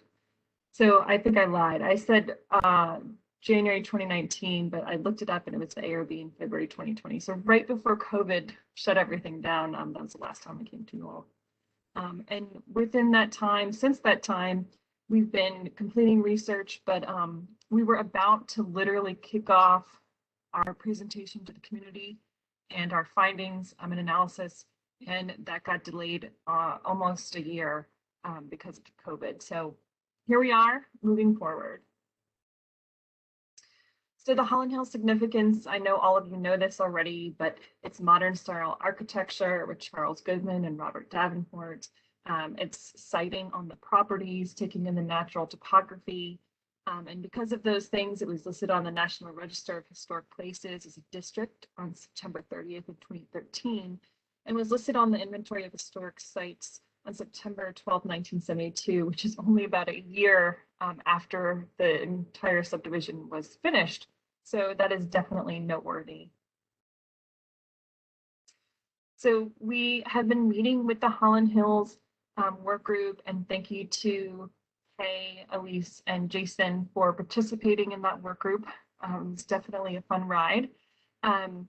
We completed those, completed the work group in December 2020, taking to them different analysis, including the contributing, non-contributing structures and properties in the neighborhood, as well as defining features, and also the draft text for the comprehensive plan amendment and zoning ordinance amendment. So all of those were reviewed with the work group. And then staff during that time, additional site visits, and then researched the potential HOD boundaries, and then of course worked with the work group on those findings and analysis. So our findings that we're presenting to you tonight, just for the workshop and for discussion, are the HOD boundaries, and that part of that is the rezoning to add the historic overlay district to the zoning map, the contributing and non-contributing properties, the zoning ordinance amendment text, and the comprehensive plan amendment text.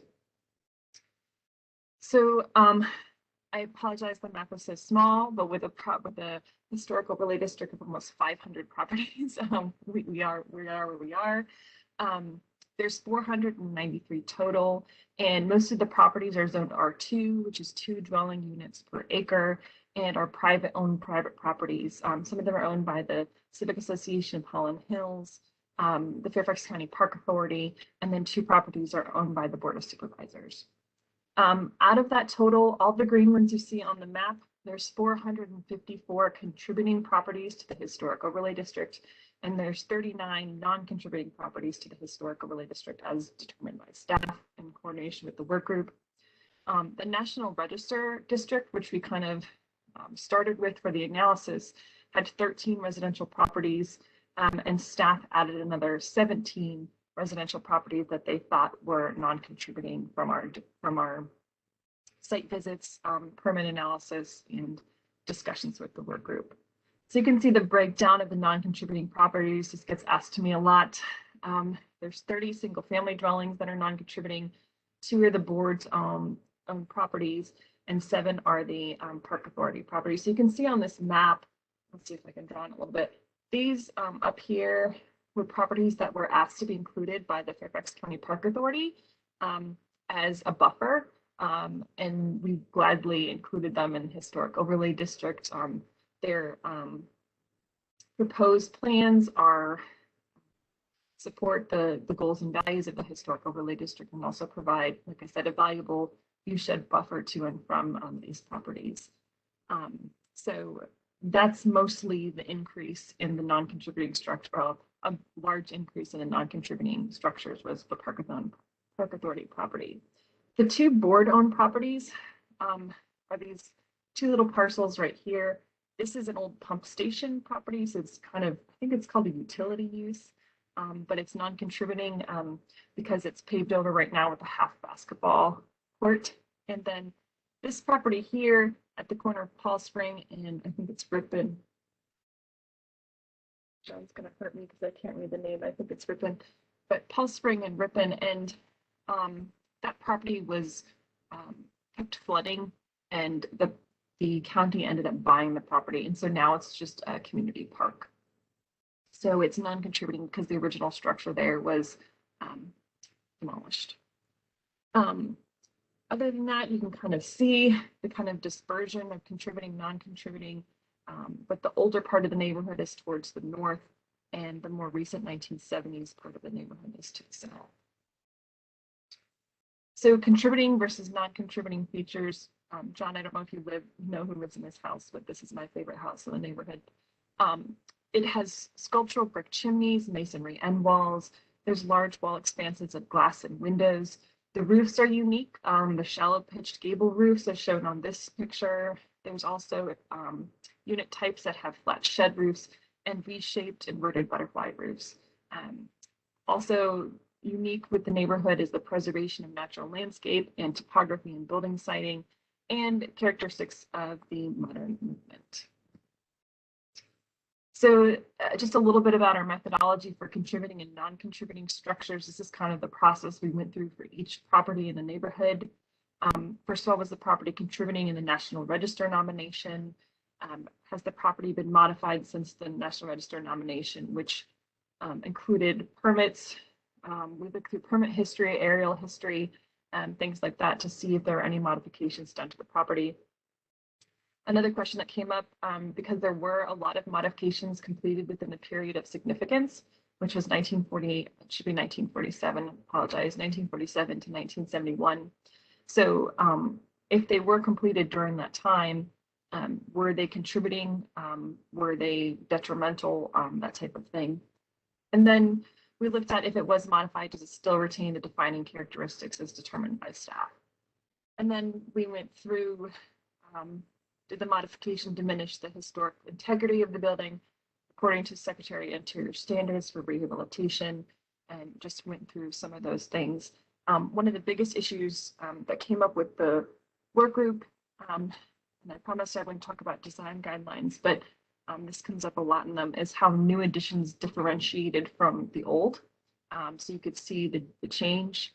But that was something that came up a lot in our analysis. Okay, so the zoning ordinance amendment that's being planned.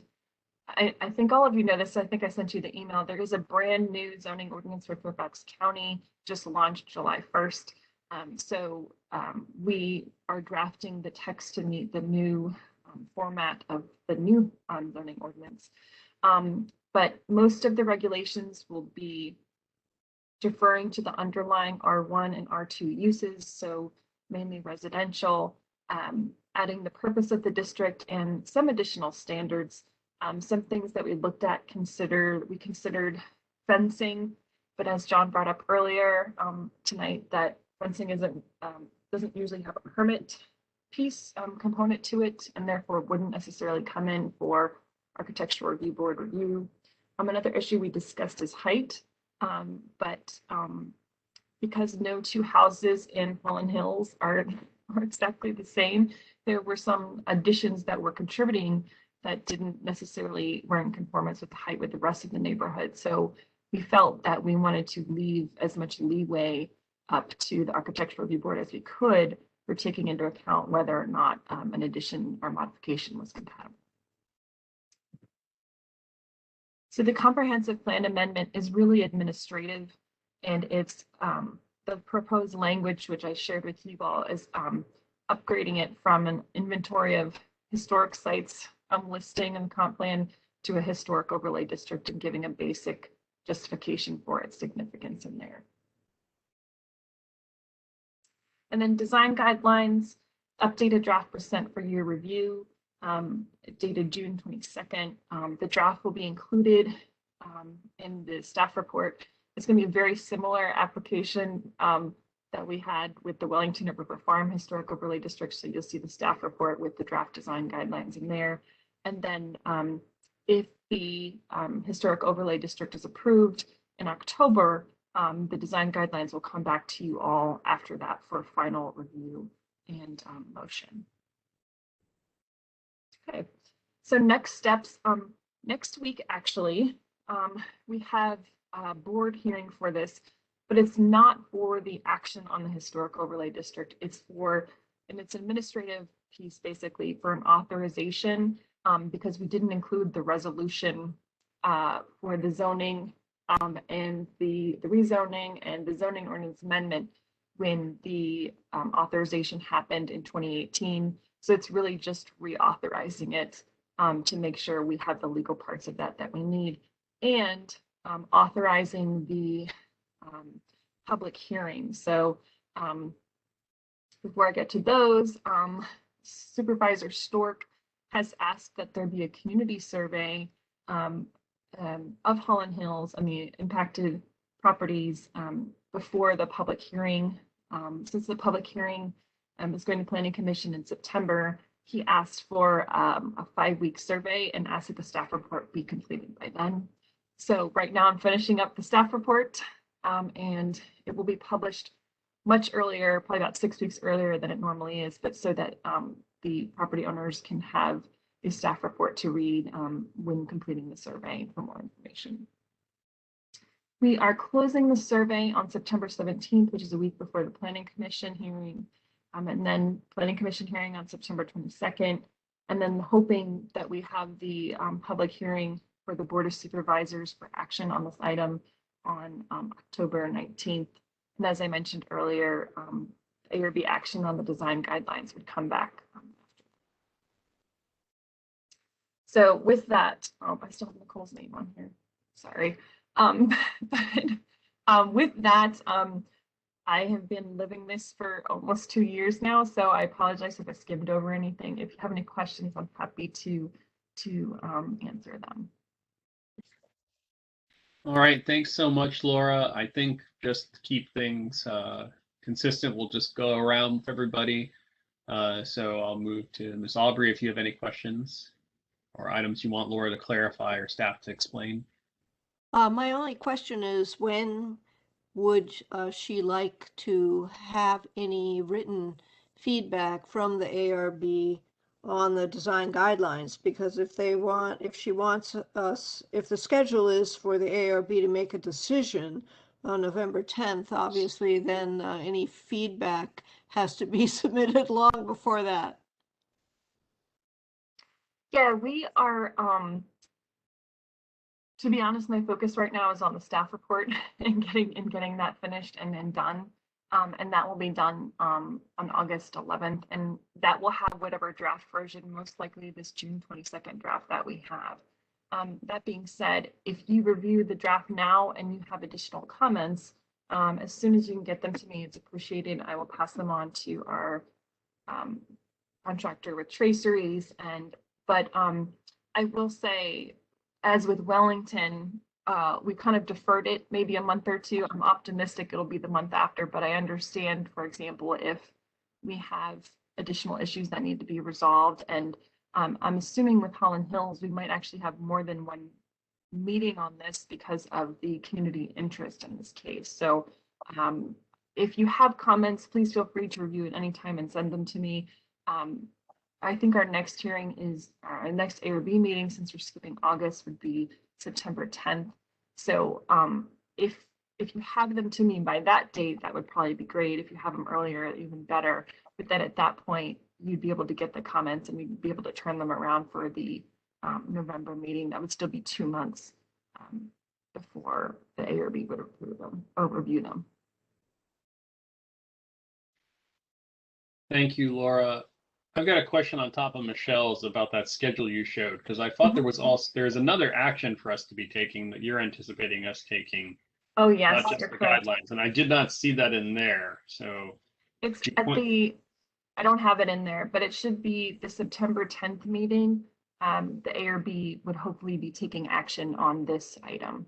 So okay, and that's what I anticipated, is that's where because there are two actions that we're going to be expected to take, obviously, depending upon how those actions play out regarding the HOD and then the design guidelines.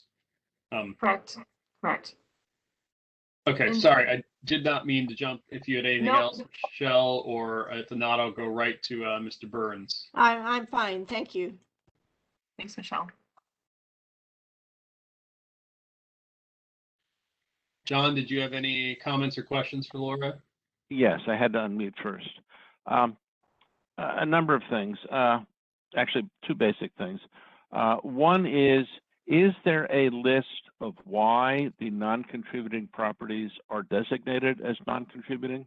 In other words, what was the rationale for their exclusion? Looking at this map that you provided in the share file, some of them are quite obvious to me. Some I think I might take issue with, but I'm not sure that I understand the rationale for why they made the non-contributing list.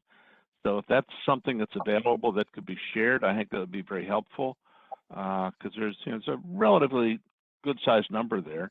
And then something else that I hope I might see, but I did not see in the list of exclusions, is houses that have been virtually obliterated from view from the street by large carports in their front yards, and that does not appear to have affected their consideration as contributing or non-contributing. And I just wondered, was that something that you took into account, the primacy of the automobile over time after the period of significance? Yes, John, it was. There are a number of carports. I'm thinking of one specifically on Martha's Road, and it's Recurd Lane, I'm sorry, that have very significant carports that kind of overwhelm the structure. We did take that into account, and I'm happy to share if you have specific properties that you feel you don't agree with, I'm happy to share the justification with you of why we determined whether or not it was contributing or non. But yes, those issues were taken into account. Okay. I'm interested for my own interest here, but also I think when you get to the public meetings, that the people say, why does my house not count? And they're going to want a rationale for why their house doesn't contribute. And so I think that's something that the county needs to be prepared to defend when you go to the public meetings. So that is something that you should get some thought to. And yes, I will ask you about certain of these properties. Then another question, which of course just immediately went out of my head. With regard to, there is an existing covenant in the deeds for these properties that's specified by the Federal Housing Administration that says that exterior changes need to be in conformity and harmony as to exterior design. And I'm wondering how you resolved that constraint with the requirement in secretaries and the interior standards that new exterior work be differentiated. Yeah, that's a good question. So the county doesn't take into account covenant restrictions.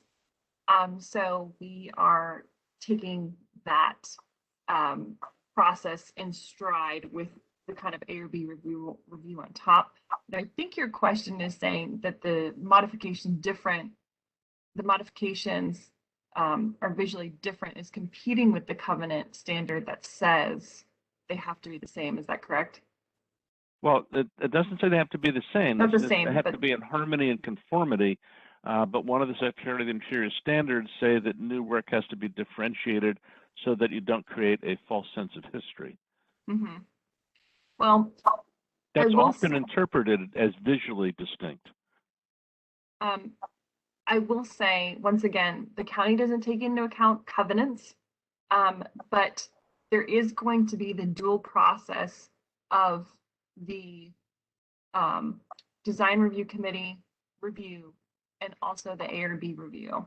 And the ARB cannot take into account, well, it can take into account, but it can't we can ask them to go to the Design Review Committee, but we can't force them to for the ARB process, if that makes sense. It's a little bit tricky with the covenants because we have been counseled not to conflict or inflate with them in any way because they're not within our purview as the ARB. Okay. All right. I just want to head off future potential conflicts and make sure that we have a firm understanding on both the side of the county and the residents and Supervisor Stark's staff about that issue. Yeah, it came up a lot because now there's there'll be basically two design review committees to go through. The example we used was to liken it kind of to Reston and Reston Association with Lake Ann Historic Overlay District. That's probably the closest example that we had, where it was kind of a not local, but community review of the processes that are in proposals that are happening, but then it would have additional ARB review and oversight if it was located within Lake Ann. So they would go both to Reston Association and to us if they had a modification in the Lake Ann Historic Overlay District. Okay, and then one final question: the house at the intersection of Ripon and Paul Spring Road, it was in the floodplain of Paul Spring, the small stream that goes through there. The issue there was that house would continually flood. Somebody would buy it, then it would flood, then they'd sell it. Somebody else would come in, So it was a continual issue. The county came in and they looked at that, and they were essentially going to turn Paul Spring Road into a levee and raise the height of the road a significant distance to protect that house. And it was a very, very expensive project. The community went back to the county and said, wouldn't it be simpler to pay a very small percentage of what you're proposing to spend on raising the road, simply buying that house and tearing it down.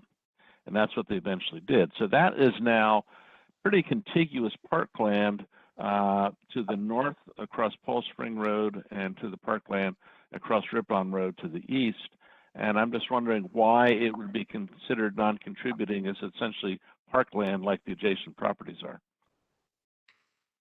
In our discussions on that one, we went back and forth, but ultimately determined, since there was initially a house on the property and that house is no longer there, that it would be non-contributing. So we talked about it as almost like a tear down issue with the house being replaced. So that was our determination on that one. Okay, thank you. No more questions. Thanks, John. Thank you, John. Mr. Kalinsky. Yes, not too much to add, but I think this is great. I think it's very thorough. There's a lot of really good information. And one thing that's kind of really stood out to me when going through the guidelines on page 9, there's an aerial view circa 1950 of Holland Hills, and I'm just kind of goes against everything I learned. The fact that it's so depopulated of trees, and then a few trees that are in the center there look like they were recently planted. So I think this is more than just about the houses. It's more, has a lot to do with the community and the like-mindedness of it, that it ultimately has been completely grown in, or I don't want to say forested, but you know, the nature is there now, and it doesn't feel like that 1950s suburb that kind of hints at when I see that picture. So I'm excited to see this carried through.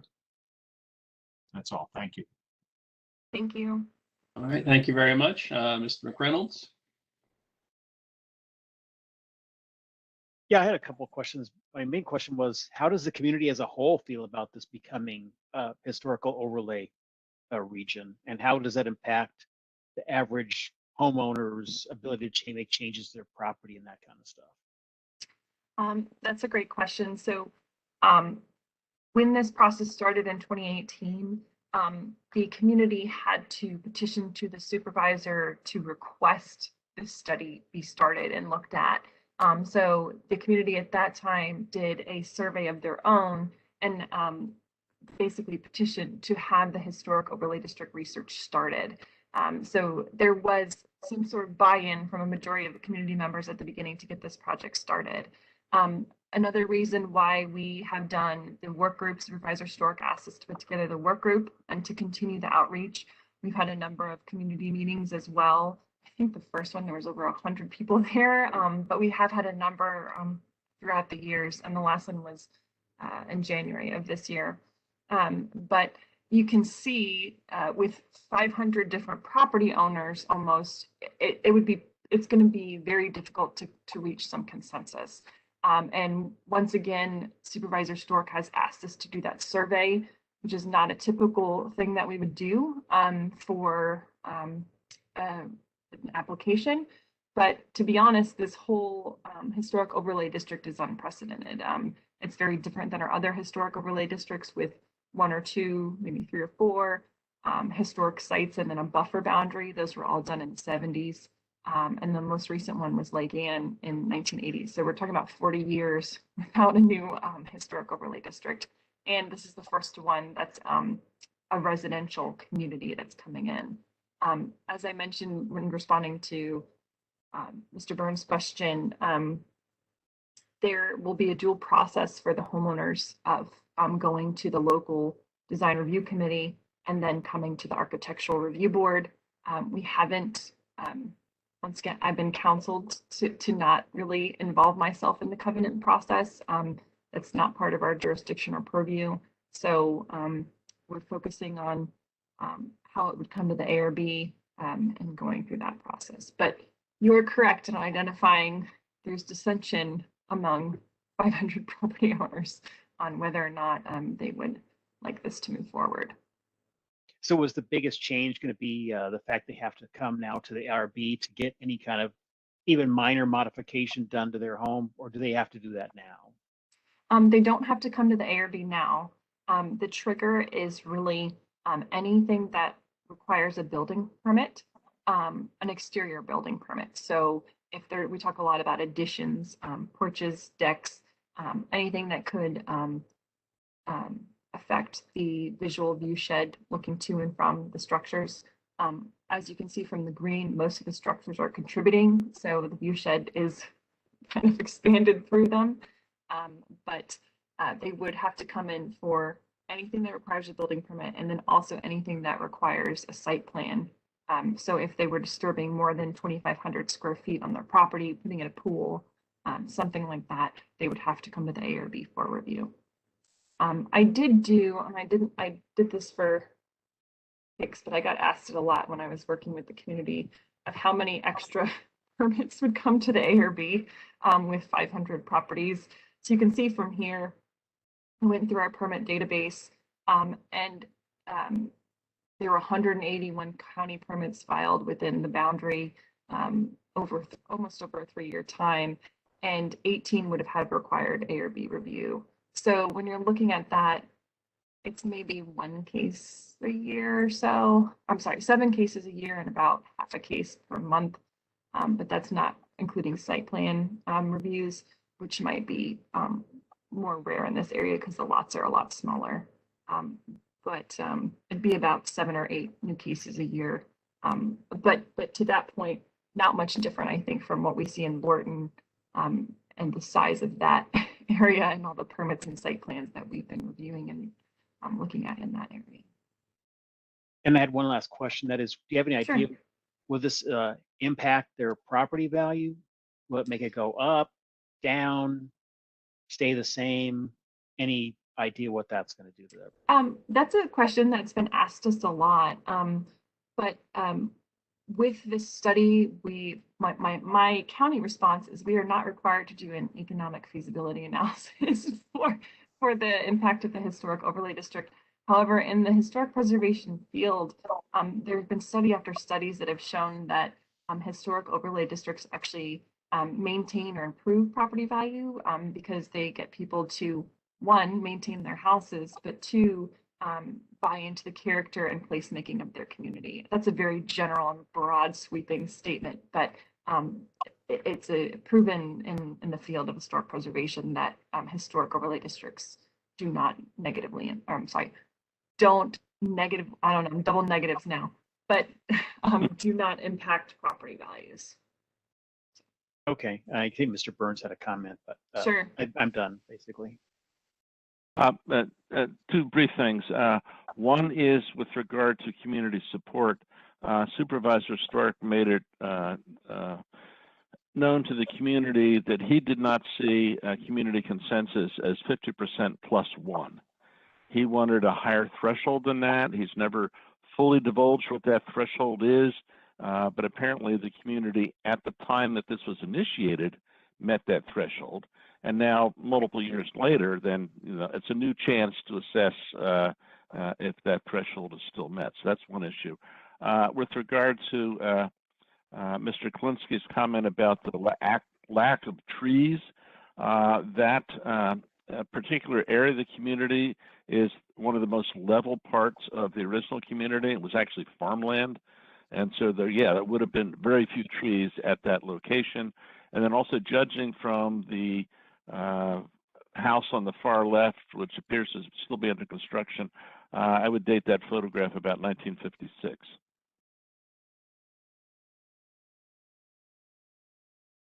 And if I could comment, Mr. Daniels, to Mr. McReynolds, there's a lot of architects who live in Holland Hills. There's a lot of good, positive press about Holland Hills.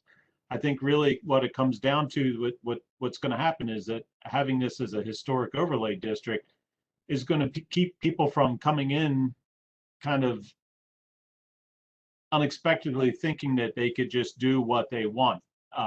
And if I'm not mistaken, Ms. Burns, if you get a building permit, don't you have to go in front of the HOA for approval first? Yeah, if you're making changes to the exterior of the property, yes. All right, so they're already subject to a review process. It's just perhaps not as formal as ours. And it may be more rigorous for that matter, because you're dealing with locals who have a stake, a direct stake in the community.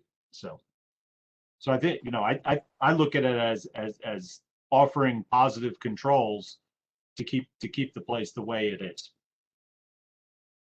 Yeah, I understand I understand your view. I mean, but it will, you want to make a change to your windows or anything else, you're gonna have to come to ARB to get them approved, you know, is the color okay and all that kind of stuff. It seems like it's a rigorous process for some of these things, which are minor changes to properties. So, but anyway, that's, you know, I'm not an architect and I'm not really a No, that's a good historian point. either. So, No, you know, no, this is great. This is all the questions the community is asking for clarification as well.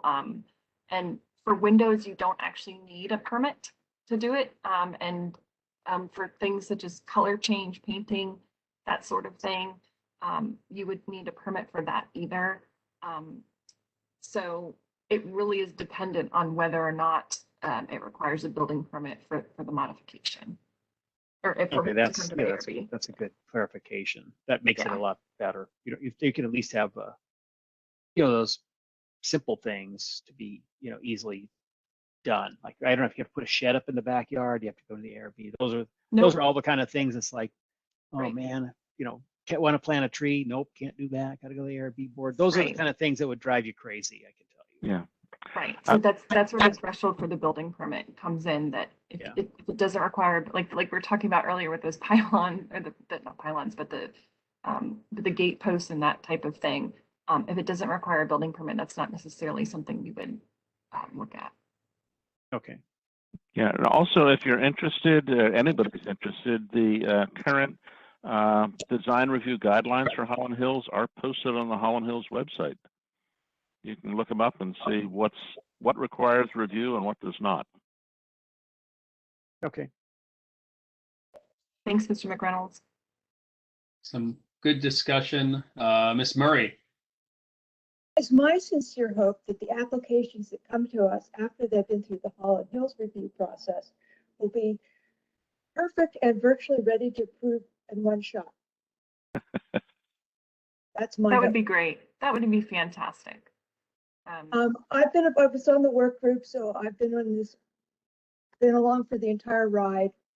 And all I can say is I'd like to thank Laura and Nicole and Kira for the amount of time they spent, and Traceries as well. I think we're moving along at a good pace. Thank you, Ms. Murray. Ms. Orr. I've been along for the ride as well, and I have been overwhelmed with Laura's professionalism as she's handled the public in the kindest but most direct way. I've been so impressed with you and this whole process, and it's very thorough. It's an amazing thing. Thank you. Thank you. I think I've earned my stripes this year with that. I've got Homes Run Acres right on their heels, so it's prepared me well. Mr. Plumpy.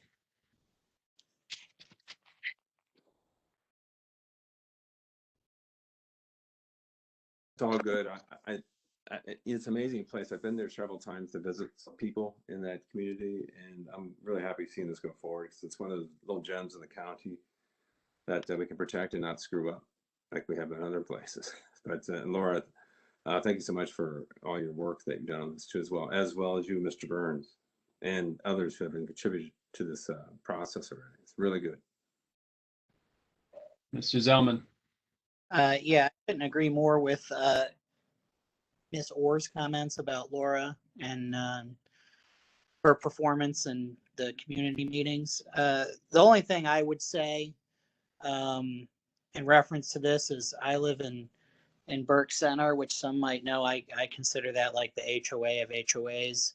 And I just did a deck and a screened-in porch, and I can tell you that it was an extremely rigorous process, to the point they were asking, you know, what inch are your downspouts for your screened-in porch. And so, you know, what I've learned through this process and participating in the community meetings is that this is going to be a change. I don't think that that can be argued. I don't think it's going to be, if it gets adopted as an HOD, as dramatic of a change as some would think based on the current processes that are in place. And I don't think it's much different than some of the other, districts that we have. We have homeowners coming in when they want a new deck or they want to fix their porch. And I think the uniqueness of the community very well may lend it to this process. And so I look forward to moving on with this and seeing where we go. Thank you. All right, thank you very much, Mr. Zellman. I did not have any additional comments from Ms. Wan on this. I would like to observe that I think this is a wholly unique HOD proposal considering any of the ones we've had before.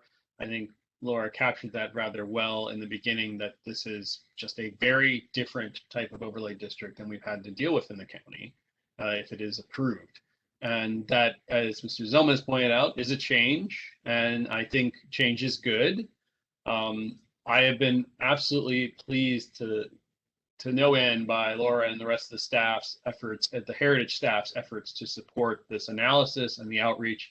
I have, on the other hand, been somewhat disappointed with other members of DPD and their level of support to this effort in effectively communicating what the ARB does. And I've identified in my mind that there is a misunderstanding of what our board's purview is and what we are. And we frequently get malaligned as some draconian HOA when actually the things that come to us are relatively small in scope in comparison to things that many folks may go to for Reston or other communities. And we actually, we try to really work with our applicants. And so I think the map that you presented there, Laura, showing how many new applications we would anticipate seeing, I think that speaks volumes as to what a resident might expect from this board.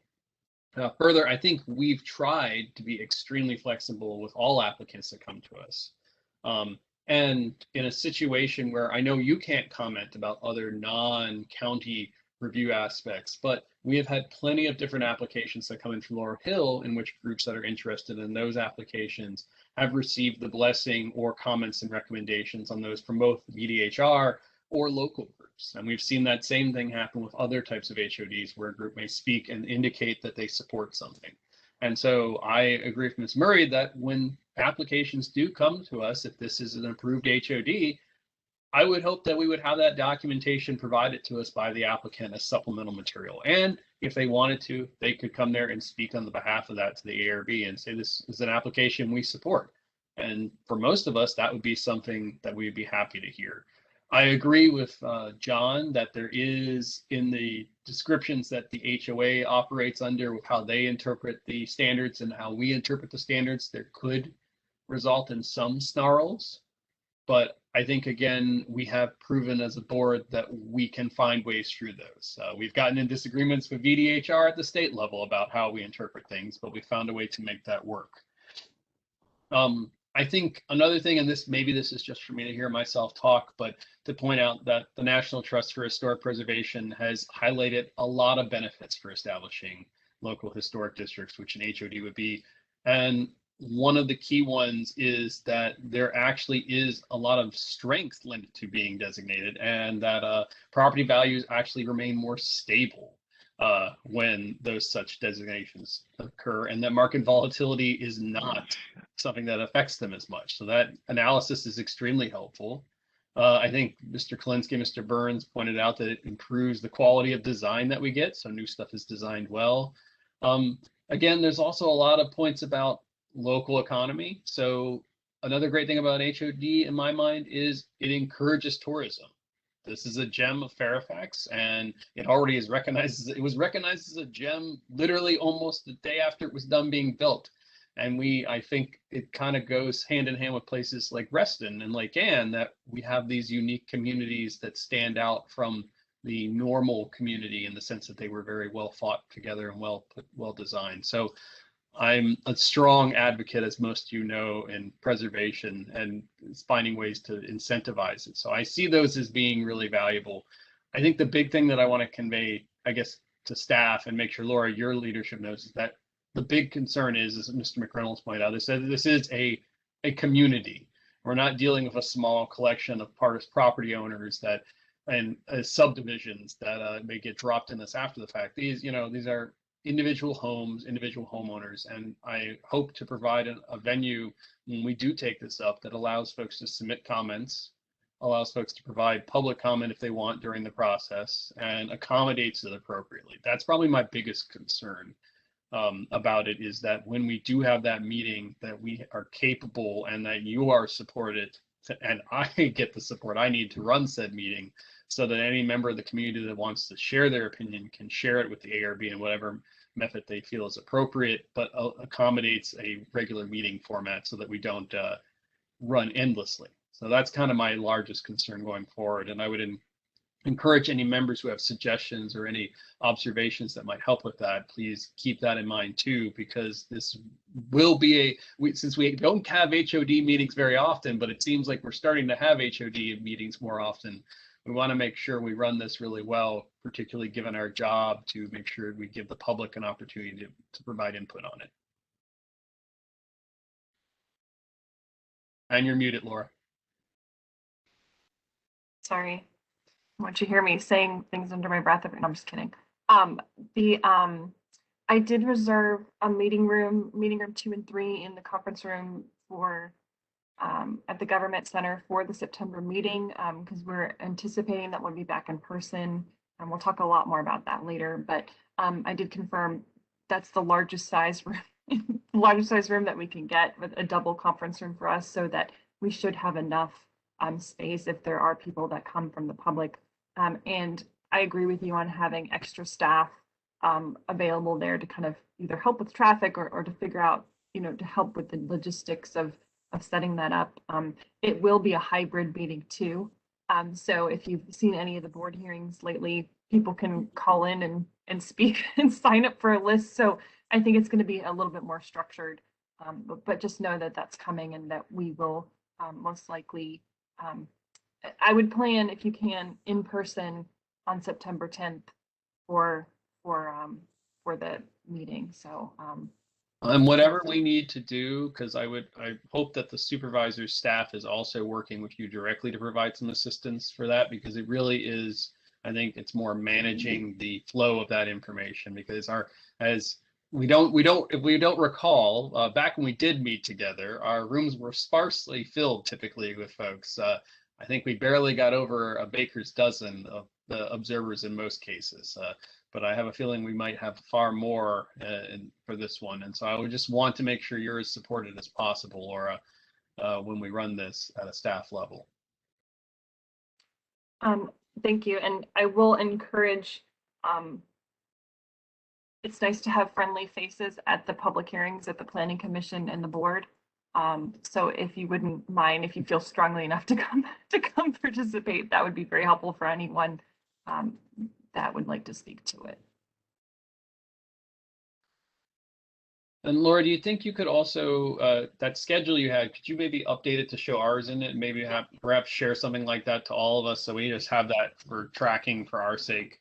Sure. Because I think that is really important to point out to all the other members, that if being at any of those meetings or in attendance at those, I've sat in, I was not in the working group that's put together. Again, thank you, both Jason and Kay, for your efforts in supporting that too. And the ones that I did come to provide a brief observation on the ARB and how we worked, it was very illuminating, and I've only heard positive things about how that happened. So I'm glad if this was a test pilot for how we do it, I'm hoping we can keep doing that well.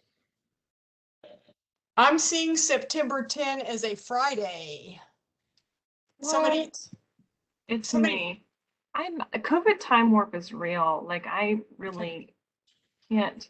Thank you. It's September 9th. Thank you. All right. Thank you, Kay. I mean, we can do it on Friday. No, I'm just kidding. Thank you. All right. If there are no other comments from any other ARB members on this one, I think this one is closed. Unless, Laura, did you get any comments submitted for this item? I know there was a.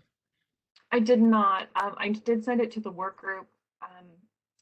but I only sent it yesterday, so I'm not sure how much it was shared out.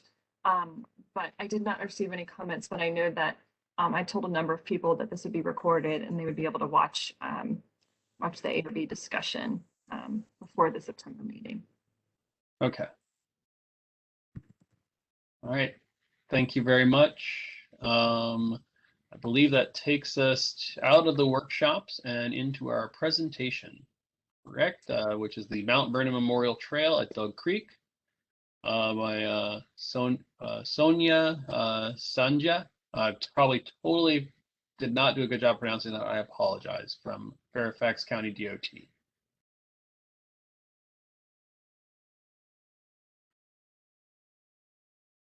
Sonia, I've made you a panelist along with Mark.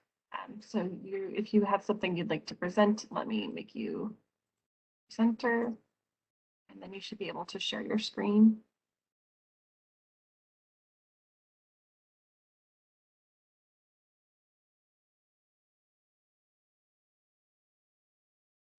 Sonia, can you hear us?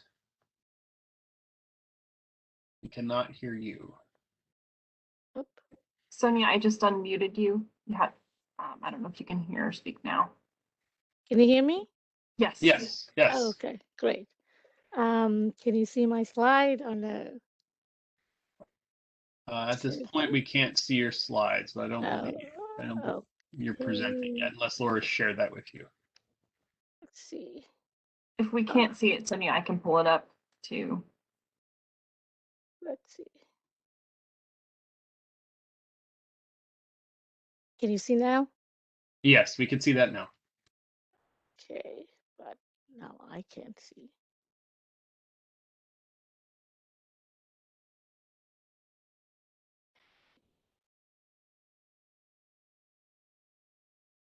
So am I in slide mode? Right? Yes, you're all set. Okay. Is this, 3 windows makes me, I don't know which window I'm looking at and talking. That's all right. So, We've got the main slide up on the screen, so I think you're good to go. okay. Good evening. I'm Sonia Shanlach with Fairfax County Department of Transportation, project manager for Mount Vernon Memorial Highway Trail project. Thank you for the opportunity to present this project to the board. I'm going to start my presentation with some background information about the project. The trail project is part of the board's transportation priorities plan adopted in 2014. It is located along Mount Vernon Memorial Highway. The map on the slide, I don't know if I'm pointing the right screen. The map on the slide shows the location of Mount Vernon Memorial Highway and existing attractions and amenities along this corridor.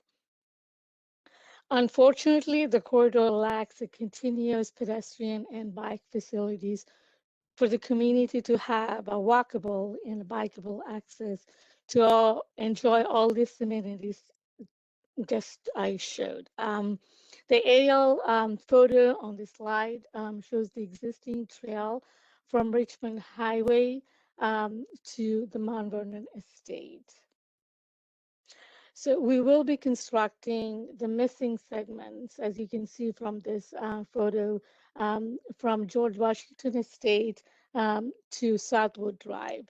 This will provide a safer pedestrian facility to this community. The trail will also complete the missing segments within the Fairfax County portion of the Potomac Heritage National Scenic Trail. On your right, it's the location of the PHNST within the state of Virginia. And the star shows the location of our project. So this is the only area we're missing a part of the PHNST system.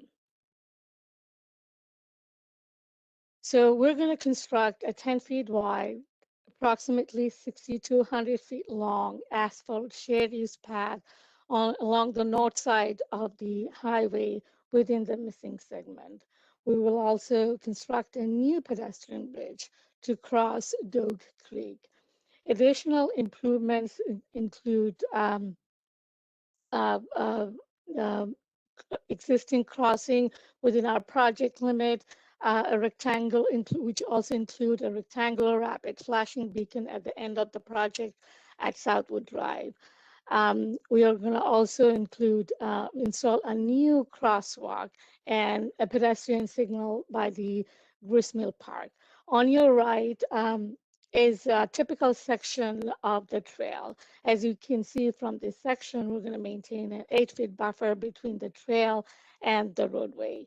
We're going to replace the existing roadside ditch with new carbon gutter section, which is going to reduce property impact. Additionally, we will improve all the existing bus stops within the project limit to make sure they're ADA compliant. This slide is showing the location of the proposed bridge. The blue on the slide show the proposed trail beginning east of Gristmill entrance, and the red on this display board is showing the location of the new bridge crossing Doak Creek. On this slide, on your left is a typical section for the proposed bridge. It's going to be 14 feet wide, 218 feet long, and approximately 9 feet apart from the existing roadway bridge, which is shown on your right, the picture of the roadway bridge facing towards the base. This will be a steel girder bridge with concrete deck and will be at the same elevation as the existing roadway bridge. This slide is showing the elevation of the new bridge. It's going to be the bridge is going to be a 6-span structure with the pier location matching the adjacent piers of the roadway bridge. A retaining wall is needed for this bridge to make sure the trail is meeting the new bridge elevation. As you can see from the graphics, we're gonna install stone pattern form liner treatment on the retaining wall and on the bridge as well. The graphics on the top of the slide shows the form liner pattern on the bridge terminal wall and also on the bridge railing. I'm going to show you the details about the treatment choices in the next slide. As you can see, the railing is a combination of your steel rails and concrete parapet, stone liner parapet. We're also proposing a medallion as an additional architectural element to this bridge. So this is a slide that shows the architectural treatment choices for the bridge. On this slide, you can see the picture of a gristmill building and the stone liner, the stone detail on that building. It also shows millstone at the gristmill side. This were taken into consideration or as a guidance in designing the architectural elements to the bridge.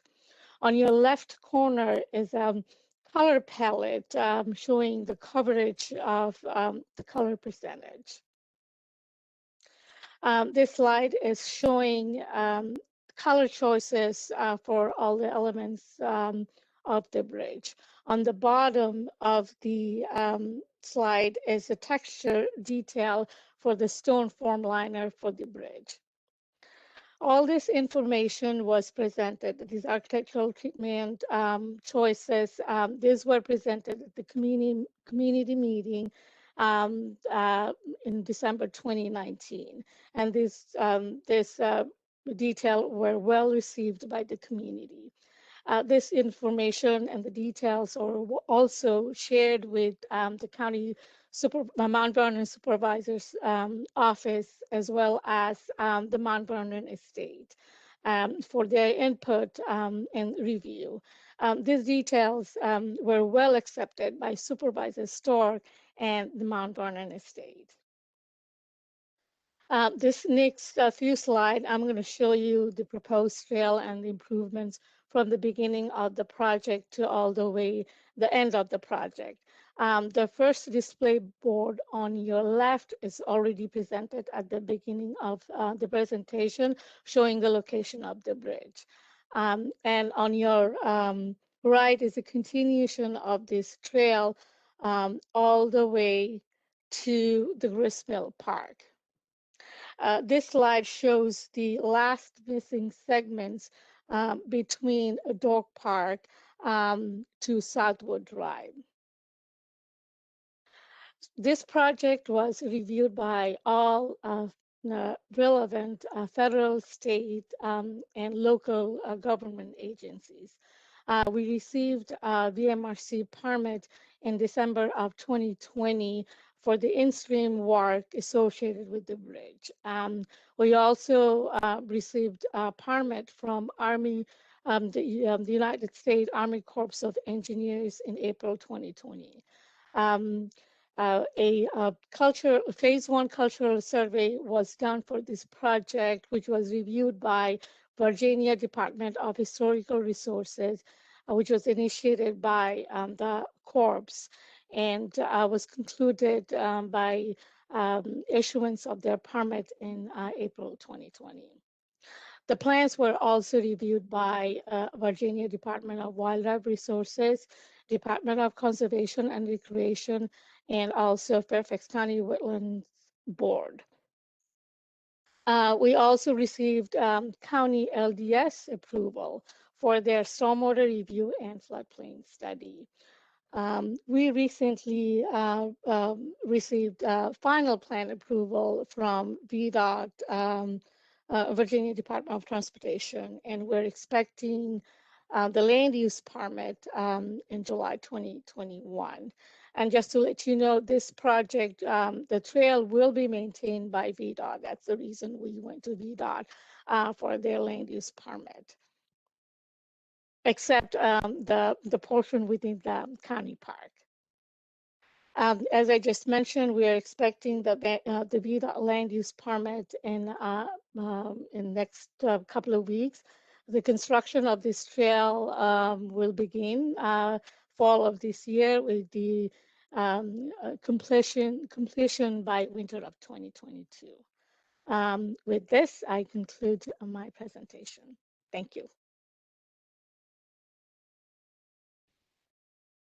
Thank you very much. I appreciate the presentation. I'll go around the room to the members and see if they have any questions. Ms. Aubrey? I have no questions or comments to offer. Thank you. Thank you, ma'am. Mr. Burns? Yeah, actually, this project, particularly the pedestrian bridge, concerns me very gravely. You showed us a list of all of the approvals you sought and received. However, this is within the historic overlay district for Woodlawn, and it's within the critical area of that, and yet I did not see the ARB on there. And the thing that concerns me the most is from my perspective, the incompatibility of that design. A new construction attempting to mimic the historic construction, even going so far as to put in faux stone and ersatz grindstones or millstones, excuse me, into the decorative scheme for it. It seems to me the perfect place in which to put a background type structure, a contemporary design that blends into the background and does not attempt to compete with the historic character of the gristmill building itself. Those are the primary concerns I have, and I'm curious as to whether or not you plan to submit this for ARB review. Well, our project, we were not required to submit because it does not, it's not a project that goes through LDS review process. So that's the reason we. Could you explain the LDS review process and how it exempts the Historic Overlay District review requirements? This project went through like the VDOT permit process is because it's within the VDOT right away. And the only review that we we needed from LDS for stormwater and a floodplain study. It But did not. You are a county agency, and this is a county requirement in the Historic Overlay District that changes within the district need ARB review and approval. I don't understand how that fell through the cracks. That's like the FCDOT process. If it's a project within the VDOT right away, the only review that we are in, it's that the LDS is involved for our project is stormwater and basically any stormwater review. We did not have to submit for a site plan or a building permit. Wait a minute, you're able to build this bridge without a building permit? So that's within the VDOT right away. So yes, I'm sorry, my name is Mark Van Zandt. I also work with Sonia. On the vast majority of our projects, we don't get building permits through the county unless we have like a special project that we go through the normal PI plan review process. This doesn't go through a process like a developer would go through. Our building permit comes from VDOT, and we don't have a site plan review and approval by LDS. Okay, well, I'm a bit skeptical of that. Who then issues the building permit for the bridge? VDOT permits it under their land use permit. But who issues that building permit? VDOT. We don't need a county building permit. Aha, okay, okay. Well, forgive me for being very skeptical about this, but your agency has not had the best track record in dealing with potential historic properties, conflicts with your proposed work. This struck me as something that was highly incompatible in the setting in which it's being proposed, and if it were up to me, I would object to it. I have no further comments. Thank you. Thank you, John. Mr. Kalinsky? Okay, I just, I'm curious who if you don't, Mr. Van Zandt, mind answering, who reviews the engineering? Is it the same is it the same group that provides the engineering? I mean, is it self or is there? When we do our engineering on 90% of our projects, probably more than that, we have a design consultant that we contract with who does the engineering work. Then we submit through VDOT. Their quality assurance team looks at it, like a whole litany of agencies over at VDOT look at it, from maintenance to structures to drainage to land use to everything. Every division they have over there reviews our plans. And then we also submit through county groups like our planning group, LDS for our stormwater, our construction team, right away survey, that kind of thing. But it doesn't formally go through the PI plan process.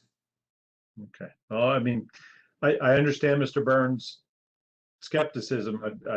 I don't quite understand your process, and just concerned in general that, you know, that there needs to be a say a system of checks and balances, particularly for the structural considerations here with regards to the bridge. So I don't know enough about it to and say debate you on it, but I'm certainly curious to learn more, to understand this better. Understood. It's certainly not our intent to cut people out of the decision-making process.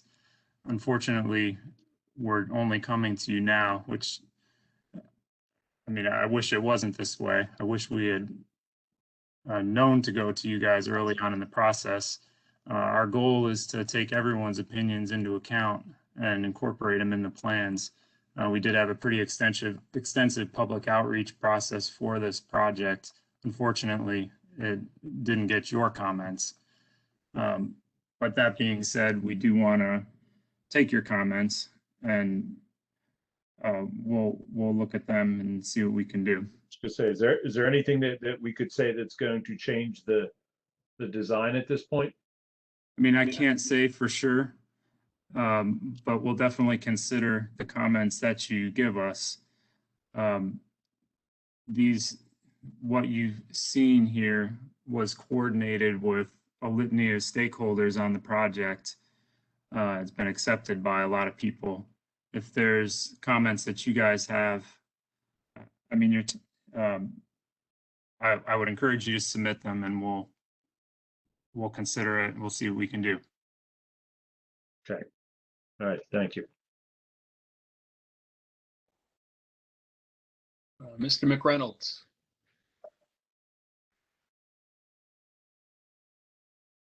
I guess you can hear me? Yes, I can hear you. Oh, you can't hear me. Okay. As an engineer who deals with trying to get permits from, been dealing with trying to get a permit in Detroit from from MDOT. I sympathize with how difficult it is to make all these stakeholders happy. But anyway, the only comment I had when I looked at it was I was just curious whether or not you guys considered, considering crossing a rather large stream, global, climate change and all that stuff are changing the amount of flow that goes under these streams and all that kind of stuff. Did you take into consideration, higher levels of, for the water surface? Maybe it's close enough to the ocean, it doesn't matter. I was just curious about that particular aspect specifically, whether or not, maybe the old bridge is too low compared to the water surface. So that was the only question I really had.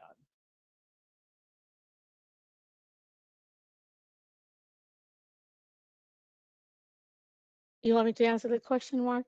You can take that one, Sonia.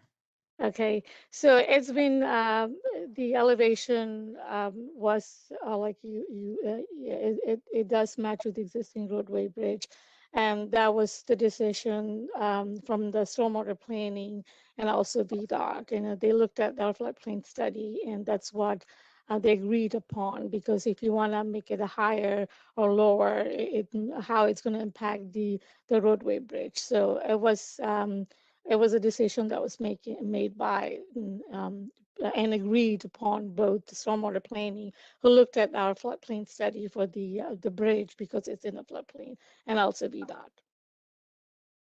Okay, thank you. Thank you, Mr. McReynolds. Ms. Murray. I share Mr. Burns and Mr. Kalinsky's concerns and have nothing to add to them. Thank you, ma'am. Ms. Orr. Nothing to add. Mr. Plumpy. Nothing to add as well. Thank you. Mr. Zellman. No comments at this time. Thank you. All right, I echo the comments of my colleagues. It is, in particular, I think it is concerning to me that a Section 106 consultation was conducted with the Army Corps of Engineers for a permit in a historic overlay district, regardless of whether or not there was a building permit in a historic overlay district in which this ARB does have purview for building permits and other applications, and that consultation did not seek our input. I think that would be something that the Army Corps would be concerned about. We've pointed that out in other consultations where this board has been overlooked as part of that process. I would encourage for future FCDOT actions that while they may not require building permits and require the ARB's approval per our historic overlay district authorities, that as a Section 106 consulting party, which we frequently like to be considered, we should be considered a party that you might invite or consider inviting for those types of actions. So I kind of would like to take that from a forward-looking perspective of, yes, the consultation under Section 106 of the National Historic Preservation Act is done and completed and concurred with by the state. Yes, you've provided some clarity on the building permit situation regarding right-of-ways and the fact that VDOT approves it. But that federal requirement does put some onus on the several entities involved in this. And so I would highlight that for future projects that might intersect with these overlay districts. And while there might not be that approval, our views from this board are important ones to take into account. And at this point, again, and these are more directed in general, not at the staff for presenting. I appreciate the fact that you've come and presented to us, because that's been one of the biggest challenges we've had, is having a constructive and ongoing dialogue with the Fairfax County Department of Transportation, which is something I would love to see improved and corrected in a way that it's more of a partnership and less of a, oh, we hate that we're coming here at this point, because no one wants those types of presentations. They're not beneficial to anyone involved, and in my mind, they're not benefit to the districts. I would like to point out that at the beginning of this project, FCDOT did reach out to DHR, the Historic Resources. I believe his name was Mark Homa. That's we were told. And they said this project is not federally funded, so they declined to review this project. And we went through the Army Corps, their consultation. But so I guess to correct you a little bit on that, yes, the project is not federally funded, but you required an Army Corps of Engineers permit. And the Section 106 National Historic Preservation Act not just requires federal funding, but federal approval, permit, and licensing. And so in the Permitting and Licensing Act of the Army Corps, in there, I'm assuming it's a 404 permit, the Army Corps is required to conduct Section 106, which means they then would go back to Mr. Homa. And Mr. Homa doesn't speak for us. He's a great guy. I know him. But as part of the Corps' process, working with you all, it is to identify consulting parties, of which this board could be considered one. Again, clarifying that while there is no building permit required, the ARB could still have a role in that capacity, advising, particularly in a overlay district in which we frequently advise on design and development things. Because I think most of us would agree that some type of connection might be a beneficial feature here from a county perspective. But I do agree with Mr. Burns and Mr. Kalinsky and my other members that I think it could be designed in a way that doesn't feel in some aspects as a bit of a false historicism in some ways. I'm merely highlighting that there are several layers here, the local layer, but also the federal compliance requirement that does also have us intersect here. I appreciate there was also public involvement requirements that were done. And while we are a board that provides and represents views of the public, we would hope that with the communication with DPD that there could be a better interface to us about some of these that might have that interest. That's something that it's a long-standing concern we've highlighted, and we're still trying to find ways to improve it. And I would happily avail myself of opportunities to work with SCDOT to find ways to make sure we don't have these situations happen more in the future. Your points are taken, and I will take it back to the rest of my colleagues in our division and express these concerns. If I had, to be honest with you, if I had known about this 2 years ago, 3 years ago, we would have come and presented to you right at the very beginning of the project. It's just unfortunate that we didn't know to come to you, and it wasn't triggered with our design process. Thank you. And I think Mr. Burns has an additional comment he would like to provide. Yes, I found the list that Sonia shared with us of all the approvals you did receive, very informative and helpful. Is there a way that you can share that with us, perhaps through Laura? I'm very curious about that. Then with regard to the Corps of Engineers permitting process, I'll note that just downstream of this, the Fort Belvoir replaced the bridge at that entrance into Fort Belvoir, and we were consulted on that through the Army. So that, that's not like that's non-existent. Consultation through the Advisory Council, through the 106 review for Corps of Engineer permits does result in us being notified. But in this instance, for whatever reason, it did not happen. One last question. What Corps district was responsible for this review? Norfolk District. Norfolk District, okay. That's what I believe, yeah. Okay, thank you.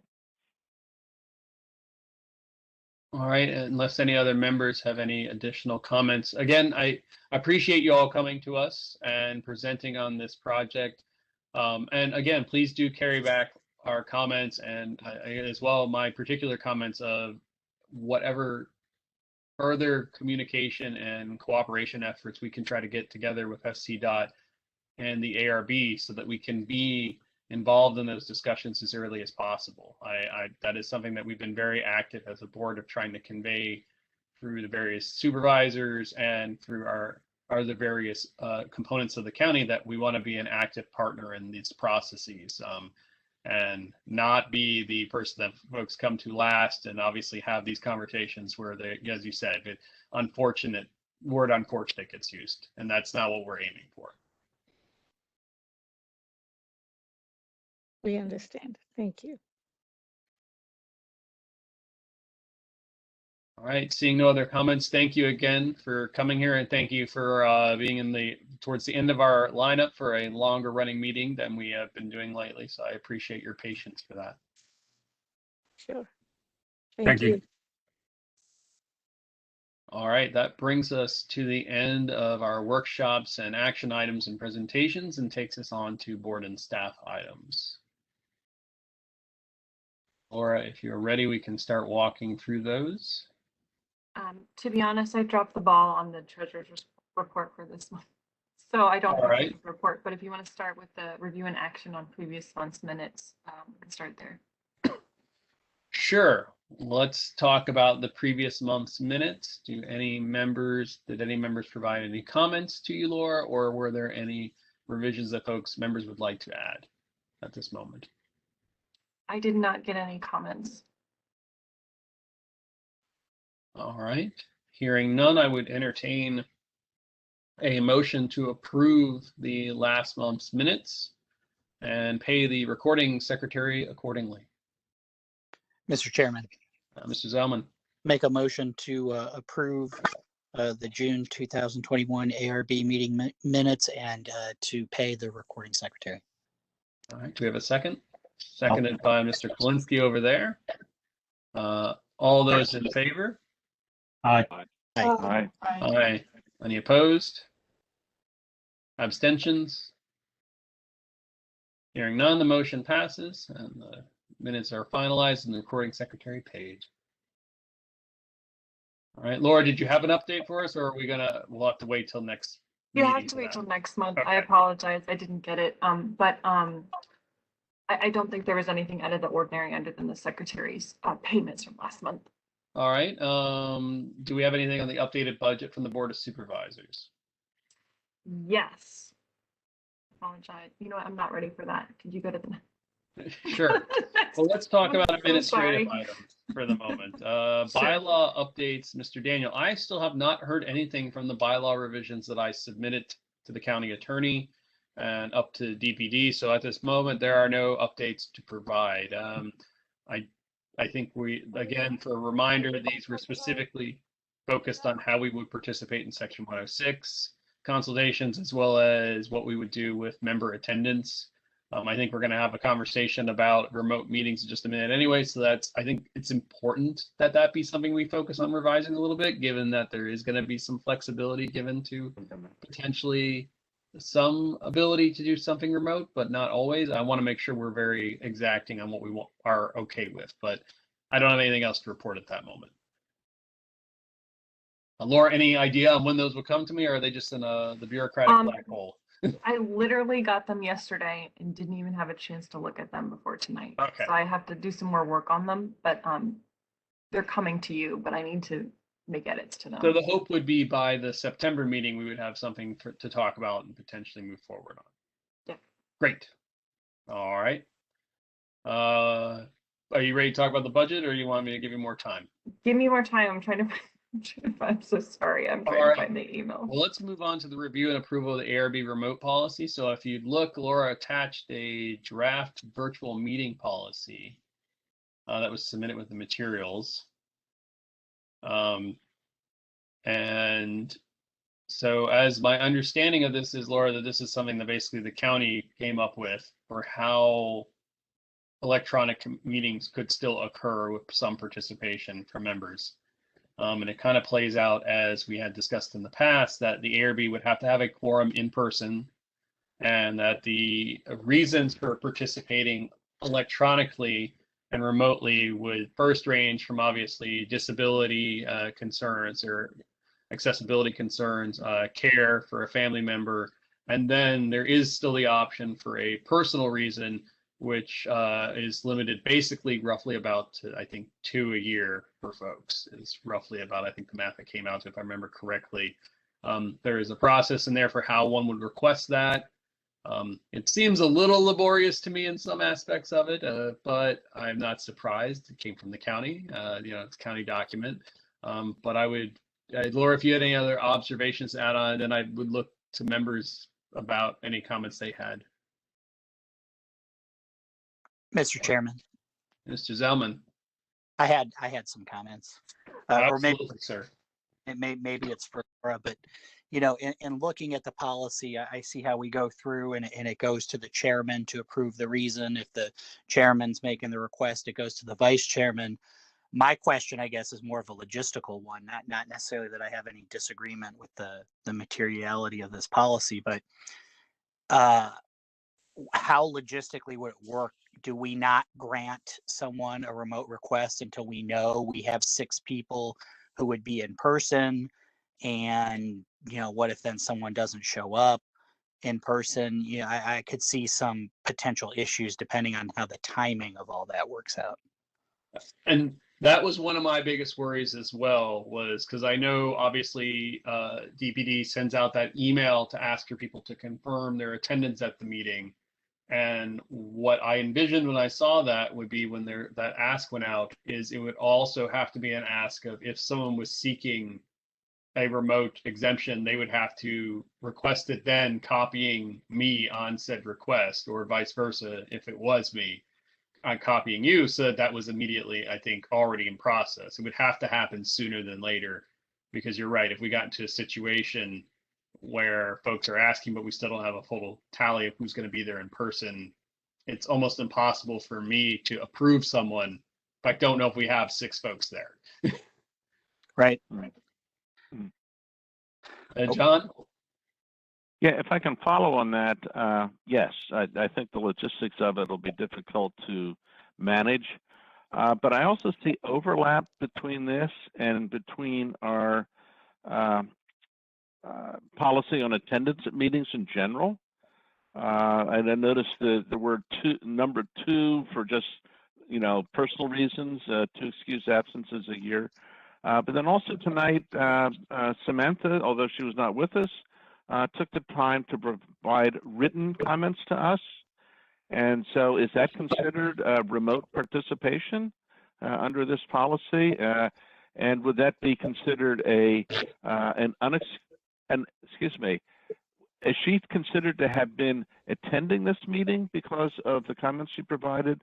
Or is that an excused absence? Or, I can see all sorts of things going on here. So because we don't have, in my mind, because we don't have a detailed policy on that yet, we don't at this moment. My one read is that was just Samantha being wonderful, and I really appreciated her doing that. I don't think, based on the way this works, because she cannot vote in that fashion, that it is her being considered participating. She doesn't have a proxy. We don't have a proxy system or anything like that set up here. So I think that was something we were trying to propose for the bylaws revision as a way of going, yes, we understand people may have to skip meetings, that, life comes up And obviously, this is mainly focused on could you still participate even if you couldn't be here in person? But I get it that many of us have jobs that pull us all across the county, all across the country sometimes. And then we also have family obligations that occasionally just mean, look, I literally can't make that Thursday, no matter what I tried. Life happens. I want to make sure that no one is, I don't think anyone should be punished for having, other responsibilities.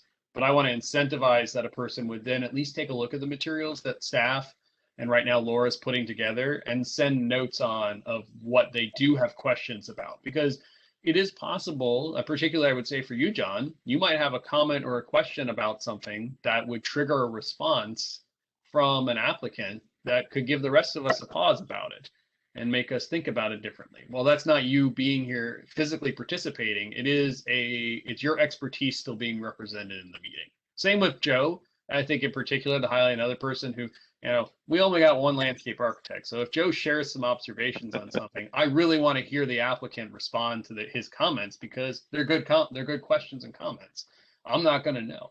But I wouldn't read it right now as Samantha participating at this time. Unless just Jason or Laura, I don't know if you had any observations on that. I completely agree. I think you have to be voting to be considered present, because if you're not, when you're taking into account a quorum for a meeting, for example, when we were doing a bunch of Lorgan cases, when Joe and John had to excuse themselves, they weren't counted towards the quorum because that's not something they could vote on. So if you can't vote, I don't think you count towards the quorum. All right. Any other members have any comments or observations? I don't understand why a vote for somebody like what we're doing right now, why that wouldn't count as part of the quorum.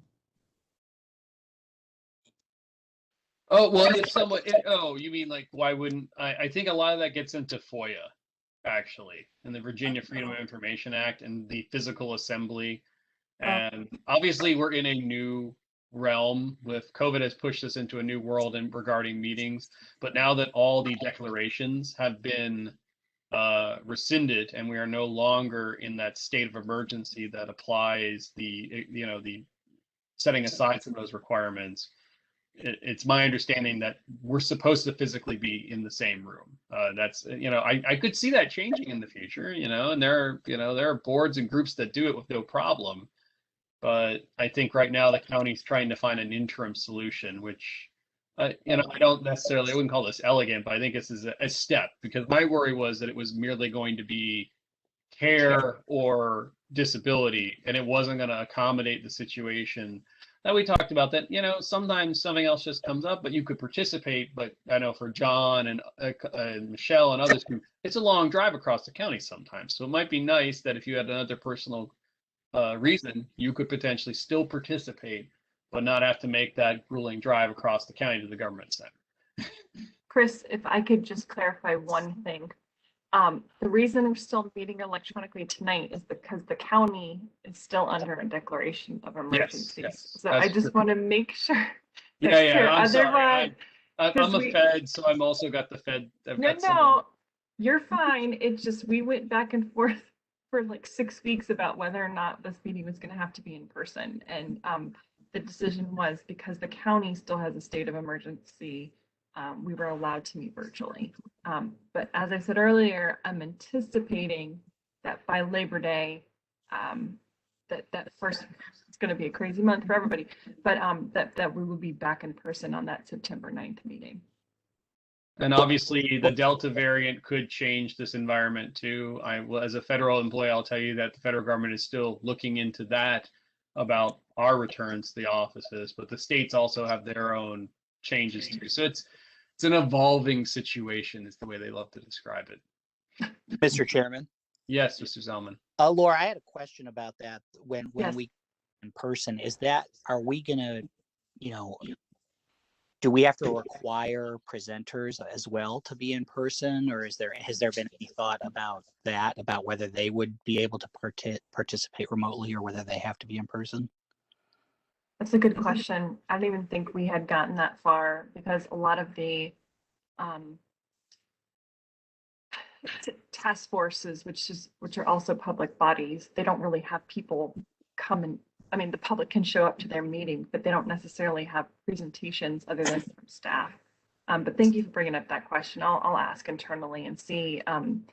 But I'm hoping, like, for example, once we hire somebody for the Planner 3, I could call into the meetings, but not necessarily have to be present, you know, at each of the meetings. So that type of thing, I think would benefit all of us. But I will ask. Thank you for bringing that up. I'm hoping at some point we'll be able to do that, but it's a whole nother level.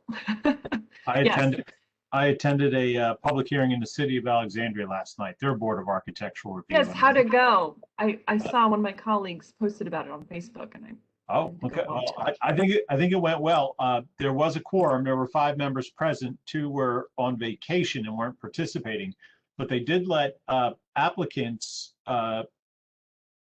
attend virtually and do presentations virtually, and it was rather seamless. I think having all of the members there, I hate saying this, but having all the members in the same room helped. And me as an architect to present, I felt much more comfortable in person doing that. I think I had their attention, whereas don't necessarily feel like I had it in prior meetings when I was Zooming, presenting this, you know, similar sort of stuff. So great. Okay. No, good point. I was going to go watch that hearing and see how it went to get some tips and tricks. I guess, Laura, one question I'd have about this, you had Sure. review and approve. Do we have to approve this tonight? No, okay. No, you don't. No, you don't. Okay. It's the issue is the longer we hold off, you have to have this in place before we can,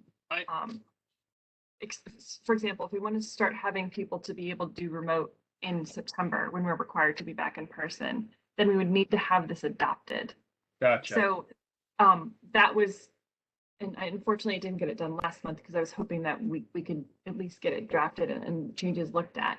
So my thought was if we could adopt it tonight as it stands, and then if we need to change it, we can modify it if something doesn't work. I mean, I know that's a little hairy, but I hear you there. I have a follow-up question on that. Yes, but if we don't approve it tonight, then it's not in place for September. Good and bad, right? Like we just say, okay, everybody's back in person in September, and everybody has to come until we adopt it. So that, I mean, that would be. Well, here's the I think the linchpin question though. Regardless of if we approve this, do we have the technology to actually accommodate that in September in the room you have us booked in? Yes. Because it could be all well and good that we do this, and maybe, you know, Kay and Joe attend virtually, but if we have no way for them to actually participate in the meeting in the room, then it's all for naught. No. The government center rooms, I will tell you, had much more, what's the word, and this is not good saying this, but are much more ready to go than the rest of the county's facilities, like libraries and stuff like that for holding meetings. And the technology's there. I just think, to be honest, I never availed myself of it. Like, you know, when we went to the virtual and got the, you know, we're able to promote the laptop from Bluetooth, you know, like that type of thing was pretty revolutionary when we finally got that figured out. So it will be much better, to the point of, you know, Michelle wanting to make sure everybody can hear, ADA accessible, like that type of thing. That should all be set and ready to go.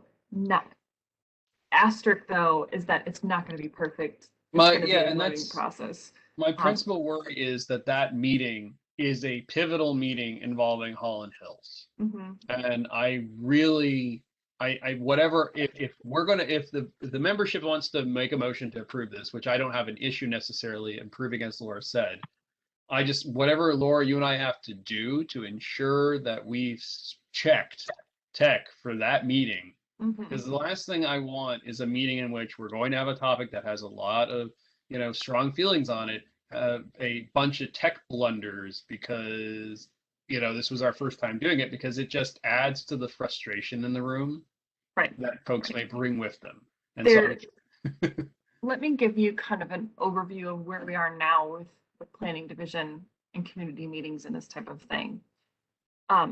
I call myself the MC. Like, I'm running the ARB meeting. Okay, so I would be running this, you know, doing the agenda, controlling it, there would be somebody else at a separate laptop from staff. So maybe Grace, I'm throwing you under the bus. You would be running the Webex meeting from your computer as well, so that if people wanted to attend virtually, they could chat questions in. We haven't gotten to the point necessarily that we could broadcast them, but I'm sure we could amplify their voice, you know, if they had a question to ask to the ARB. So there's gonna be a separate person for that. They've talked about getting the conference phones so that people can hear. They've talked about getting another camera. So I would have an outward facing camera on the back of my laptop. Not great, but at least in the meantime to be able to see the ARB members. Another thought was if each ARB member brought their own laptop or device to the meeting, and so we would still have I call it the Brady Bunch, but the Brady Bunch set up where you could still see and hear each individual's face and comment. That might be kind of a Band-Aid until we get a better setup, because it's just not going to be, it's not going to be like the board hearings, you know, they can zoom in on, we don't have channel 16 running in the background for the ARB meetings, but that might be, we might be asking you all to bring your personal laptops if you're coming to be participating in the quorum, just so we have less implication of, you know, seeing people, hearing people. You'd still be able to pull up your plans as you would need to, but you would be attending the meeting on WebEx in person, if that makes sense. Like you would just be attending. Well, that opens up a whole slew of other questions. I understand, and like that bandwidth. We're here to discuss tonight. I saw John. You seem to have your hand up for a second. Did you have something you wanted to add? Yeah, we switched to all electronic with the pandemic in terms of review of things. Are we going to go back to hard copy plans so we can come and spread those plans out at the meetings? Or are you going to have gigantic screens at the front of the room that are large enough and high resolution enough that we can see detail in the drawings when they're projected? That's up to the ARB. That's something I think that I would defer to you all about. We were hoping that at some point, I mean, we could change it to, you know, we can send out copies, electronic copies or hard copies to people that want it. But I do understand the convenience of having them being able to pull out and look at them and review them on your own, especially like it's been very helpful to be able to have two screens right in front of you so you can pull it up and look at it while you're at the hearing. Right, which we would not have if we had only laptops that we brought at the hearing. You know, looking at 24 by 36 inch or larger drawings on a laptop at I don't know about you guys' eyes, but my eyes have some trouble with the resolution. Well, and I wonder if it's a compromise too of that, you know, we make them send a hard copy to us and we bring it to we bring it to the ARB meeting, and if there's a question, we can pull it out like we used to not old times, but we used to pull them out, look at it, the exact drawings, so we could have them in front of us. I think, to be honest, it's going to be a little difficult to convince people to start mailing them out again, because that was a big expense for the applicant to have to do that. And it's been a little bit easier for me because I haven't had to coordinate things getting lost in the mail or not getting in time or like that type of thing. So just a thought on that side, but I would defer to you all. What would you want to do? I don't think there's a requirement either way. I think Elise has a comment too. Elise? I don't think the existing screens at the government center are large enough to see the level of detail we need to see. And I've been using a laptop because that's pretty much all I have. I don't have anything larger. So, and I have been struggling with seeing plans because I can only see them in little pieces. I can't spread it out and see it all at once. I have to, go from window to window to window, essentially. So I have major concerns about going all electronic with the plans. When we first talked about this, I think that was one thing that we did recognize, that we may always function in a hybrid format of that we had members that would prefer hard copy versions. I appreciate that it's a cost savings for the applicants. it's a minuscule cost in comparison to the projects that we frequently look at for most of these ones that are sending them out all the time. For Liberty, that we are a drop in their bucket of costs in those. So I would hope that we could have a process where if members wanted hard copies, that we could accommodate that.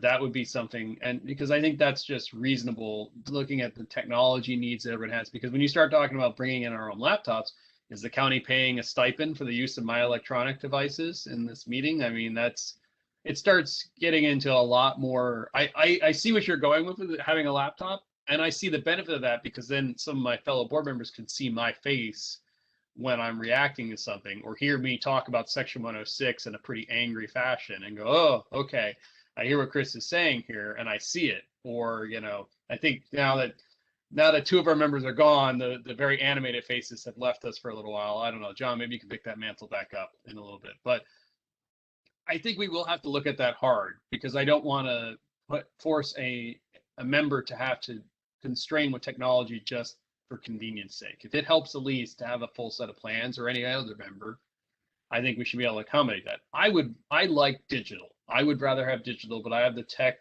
and the space to do that. And I would rather not have hard copies just simply because that's, from my perspective, but I don't know if we need to kind of sort that out tonight, but noting that that's going to be a challenge that we're going to have to work through as we start to readapt to this. In the interim, though, I think still the big question is, for the sake of the fact that it is 9:45, do we want to adopt this so that it could afford that option in September? We do have time to prepare for it. It's not like, again, that we did take our recess for August. So this does give time for Laura to kind of assess the situation tech-wise. And so that we could potentially have a situation where members did participate remotely as long as we had 6 of us who were going to be there in person. Considering Holland Hills is on the deck, I'm going to be there in person. So you got at least one person there who's not going to be asking for a personal exemption. John's going to be there in person. and that's what I was thinking of, kind of split here of like, the other option is we just meet in person. All of us would be there in person and we don't necessarily have to adopt this tonight. I mean, that's the other option, just gives us that flexibility. But with Holland Hills there, I think everybody might want to have a say. But that's just my thought. Jason? Normally, I would probably be very much in favor of adopting something temporarily. I think in this instance, knowing the emotions and personalities that are involved, I would not want something to trip us up that could cause a problem in the voting or the approval or give someone fodder beyond us making a decision based on, the material in front of us about whether we want to approve a new historic overlay district. But I don't want there to be some sort of technological snafu that prevents a quorum or something like that. That would be my concern personally. It's a very well presented point there. Well, I personally am fine with us holding off on this with folks getting a chance to digest it. Hopefully we'll then also have the bylaws revisions from the county attorney as well about the attendance policy, and perhaps we could have something that we could completely digest and go, here's where we are. Also, I mean, September is a long way away considering all the changes we see over the last 2 years. So things could be, we could still be at our state of emergency. I don't want to even predict on that sense, but any other comments on this one? Steve, sorry. Yeah, when it comes time to ask for that personal absence, and you have to be very specific, I plan to enjoy that with medical charts and all sorts of diagrams and very uncomfortable wording. Essentially, it's setting us up that, it's easier to just be absent than to participate remotely. So I'm with Jason. Let's and with you. Let's get more information and see if we could get something that's better worked out. All right. Will do. Everyone, please take a look at it though. If you do have some suggestions, because I also don't want to have a policy that infringes on people's privacy. Also, as the person who would be getting most of these, I don't know how much I want to know. I trust that we're all adults here, and if someone has a medical reason or another reason where they can't be there, that's not. I don't need an exposition in chart from Steve. So also, I think there's some legal violations there too. I just want to clarify: if we don't vote on this tonight, we need to have that quorum in person in September. We need to have as many people there in September. I just want to make that very clear that if we don't adopt this tonight, it won't be in place in September, and therefore I'll see y'all at the government center if we're open, basically. Okay, I just want to. We're all saying we'll see you at the government center. Okay, sounds good. As an aside, I'll tell you, we came to this decision far easier than the task force I'm on, which I don't is like herding a pile of cats. They can't decide they ever want to see each other again. Anyways, onward in our agenda. Are there any other administrative items, Laura? Yes, I did find that email real quick. Basically, and I sent it to you all, that basically they increased our budget for the ARB as we requested for the year. So our budget went from, I think, 8,200. Where is it? I can't find it. I thought they updated it. Or I think it was $10,005. Where was that though? I think it was, anyway, it went from like 8,200 to 10,500. So we got some additional funding, which is great. So that's the good news. All right. Keep that in mind, members who need that for recertifications and other things and training and whatnot. We do have that money for your usage as appropriate. Well, let's move on to discussion, updates, and reports, which brings us to Crystal City modern architecture discussion, led by Mr. Burns. Okay, a quick comment for Laura. The county appears to think I am still the chair in that letter, so you might tell them that Chris is the chair. Okay, Crystal City modern architecture survey. Some while back, there is a small subdivision outside of Richmond called Highland Hills. Same architect as Holland Hills, although the houses there were prefab houses made by an outfit called National Homes, whom Goodman did a lot of design work for. And there's a group called Modern Richmond, and they got together with the AIA Virginia Historic Resources Committee, members of the community, Modern Richmond, and VDHR, and they conducted a one-day survey of the 70 or 80 houses in that neighborhood, assembled everything on paper forms, which they then turned over to VDHR to put into VCRIS.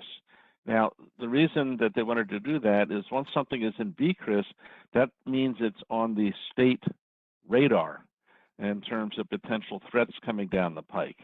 And so VDHR was interested in this because they want to stay ahead of potential federal funded or licensed projects, as the pedestrian bridge was, for potential 106 issues that might be coming down the pike.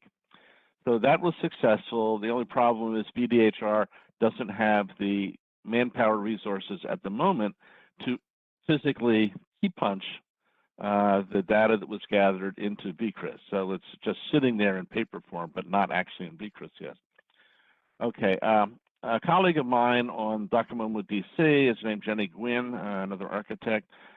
She sits, as I once did, on the Historic Affairs and Landmark Review Board in Arlington County. She talked to county staff and discovered that all of the county preservation staff, Laura, you'd be jealous about all the resources they have given their size compared to Fairfax County. They're all VCRIS certified. In other words, the county staff said, yeah, if you guys can enter the data into paper forms, we can put it into VCRIS for you. So in September, there's going to be a pilot project at gathering data on Crystal City, which has been radically transformed in the last few years and will be more transformed as the Amazon build-out comes to fruition. and capture the modernist architecture there. They're looking primarily at the commercial buildings, and I think immediately adjacent residential areas. And so they're asking for volunteers. They're going to do this, and I'm wondering that maybe down the pike we can look at something, for instance, in Reston, other than the housing, or Crystal City, or Shirlington, or some other relatively recent thing that is under-surveyed currently. So I just wanted to share with you that this is coming down the pike, at least to start in Arlington County. I've already volunteered to help them on their survey day to learn more about it. And I'm also exploring through the National Park Service, because apparently somebody in the Park Service has a license to use VCRIS. And I'm going to find out if I can tap into that, because that would also be very helpful information to have. I just wanted to share that with y'all. I will keep you posted as it evolves. Thanks so much, John. That's interesting news. Sobering to hear all the support they give for that small of an area, but we don't get as much where we get it here. Any comments or observations to share? All right, hearing none. Mount Vernon Memorial Trail at Doug Creek, consulting party request. So I guess we found out tonight, they already had the Section 106 process and we weren't a part of it. That appears to be moot. Yeah, it does. And I'm sorry about that. It was news to me when they were like, "Oh, we talked to VDHR in Section 1. We did the Section 1." I was like, I asked about that, and they didn't tell me anything, didn't respond. Anyway, so I guess it's a moot point, but I am going to follow up on this with Mark Holma, because he knows we exist from Wharton. So I'm a little bit flummoxed about why we weren't brought in at that point anyway, but I will follow up on that. If I could just go down the line, Chris, if you're okay with that. Sure, go right ahead. I will, one comment though. I mean, I tried to convey as much as possible the point that they needed to get across about the 106 process in there that was clearly missed. And I think it was illuminating that what they told us, John, that you asked about building permits, and now finding out, okay, look at that giant loophole doorway, which, look, if it's there, it's there, that's what it is. You know, that's got to be changed through other mechanisms. But there was a whole other process that they should have talked to us through. And it's not like it's new information that they were in a historic overlay district. So that's kind of a little frustrating. Part of it is that, but part of it is also FC not. So we're still working on that. Well, and Laura, I stand by what I said to him, though. If there is a conversation that needs to happen, or if there's someone that I can meet with and start talking with about ways that we can interface earlier with them, I mean, in all the transportation sections of comp plans, there are mentions of things like this. Heritage is not ignored. It's not said very well, but it's not like these things aren't mentioned. So whatever we have to do to start that dialogue, I'm happy to help do it. I know. I appreciate that. I'll let you know. I'll follow up with you if there's some opportunities for that. So the River Farm update, I was hoping that it would be the secondary piece of it would be approved, but it got deferred for decision only at the June 22nd board hearing. So now it's scheduled for July 27th at the Board of Supervisors. And this is not to approve the historic overlay district, but to approve the kind of state legislative amendments that were put on it, which included the ARB approval authority over subdivisions on this property, and then also requiring public access, but not the ARB. That would be the Board of Supervisors. So stay tuned for that, but that's on July 27th. And then One University Drive update. This has kind of come in and out of the ARB the last, say, years, but it's been active that long. So this is that application that's right next to George Mason University that John spoke about last month with the atrium and the natural window light. There was a request they were undergoing Section 106 with that property, and if we want to be a consulting party, we just need to request it to the Board of Supervisors and the district supervisor. And so I was looking for, I think I drafted a motion if that was something we wanted to do, just so we can put it on the record that we wanted to be a consulting party for that project. And I would entertain a motion if that wants to be made. I know we provided some input on it. And that would be something, I assume, Laura, that then I would then go seek that communication, since we haven't formalized how we would do that in our bylaws yet. I'll circle back around with you on that about how to specifically do it. But at this point, it's the History Commission is adopting or working on something similar to that. So we're going to kind of follow that lead. It's already been vetted by the county attorney. That's part of the bylaws review and edits that I got yesterday. Okay. We can talk about that. But I will say we didn't put it in our bylaws. You didn't put it, you just adopted a policy. We adopted a policy, and in our bylaws, we make a statement about according to our adopted policy. There you go. Okay, perfect. Which we're now going Okay. to have to keep. It's something I wanted for years. Now we're finally going to keep our policies. Great. The other thing is that they are, since this is an active Section 106 review, and we don't meet again until September, the likelihood of the consulting party and us commenting on it is going to be not when we have a meeting.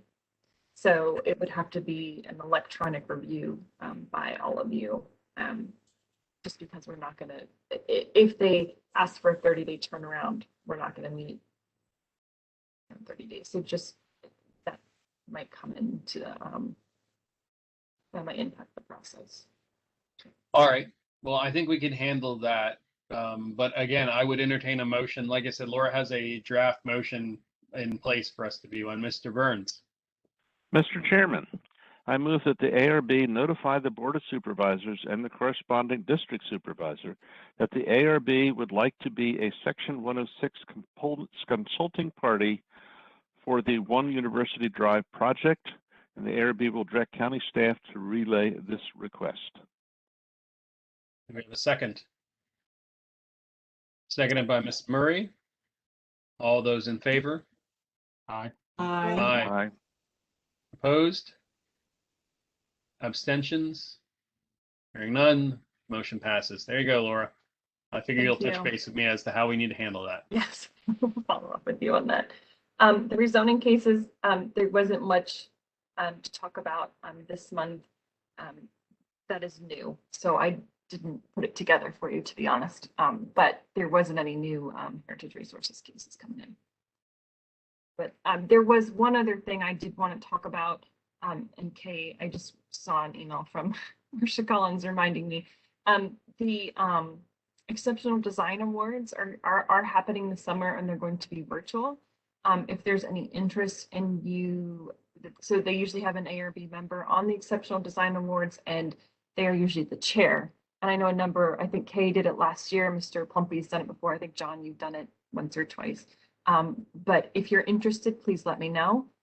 And I want to say it's happening soon, like August 9th or something like that. So please let me know within the next couple of days if you are interested in doing that. And I can work with you on that. So,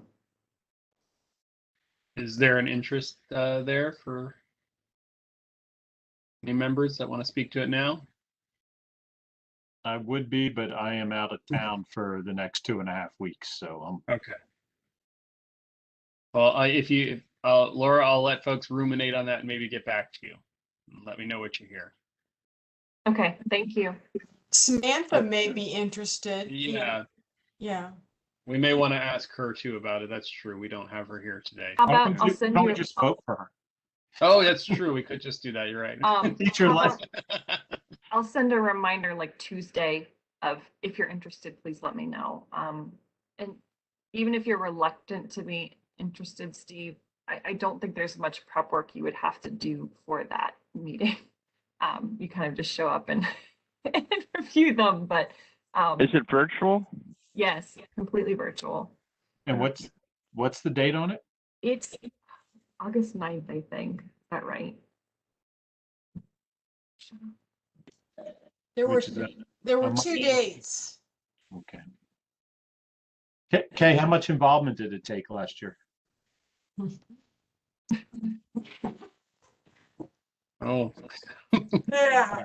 Okay, or August the 25th. August 19th, I'm sorry, it's not the 9th, it's August 19th or August 25th. Yeah. And What they hadn't, what I didn't know is that you have to write up the piece about each one that's selected, and then we did a video. So, I mean, there is some more. the video was new. The video, I think, was new last Yeah. year. Yeah. Yeah, So- I'll second what Kay has said. The most burdensome part is coming up with jury comments. Yes. Which is particularly difficult for the projects that you hate,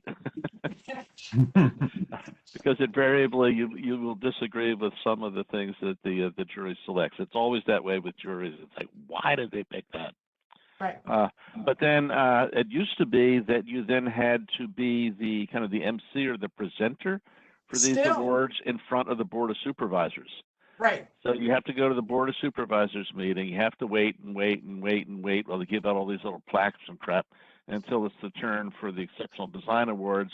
And then you have to say nice things about each one, pose with them, with all the Board of Supervisors folks, and take a picture and then such.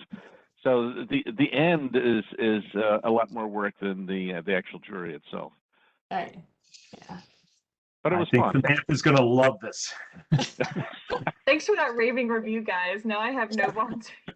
well, so Laura, just send us out a reminder to everybody about it. And I will also point out that traditionally this role in the past was held by the chair of the ARB as the chair of the committee. I was waiting for that comment to be said. I've been around long enough that I remember the old days, which is why I had done it multiple times. Is that our gentleman's agreement is that if we don't have anybody volunteer, then Chris is taking it over. Sounds like it. That's what it sounds Okay. like. I will send out a reminder. If you're at all interested, please let me know.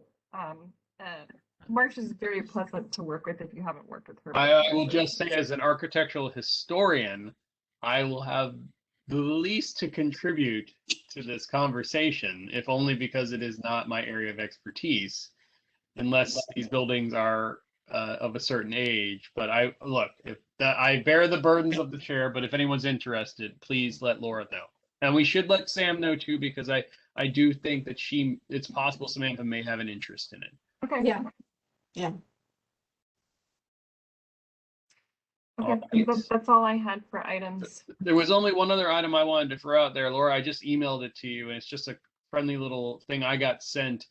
It's about the updates to ZMOD, the new zoning ordinance. DPD staff is having a series of lunch and learn sessions, and so many of you may have gotten emails about this, but they sent me an email with their virtual go-to meetings during lunchtime about, hey, what is ZMOD?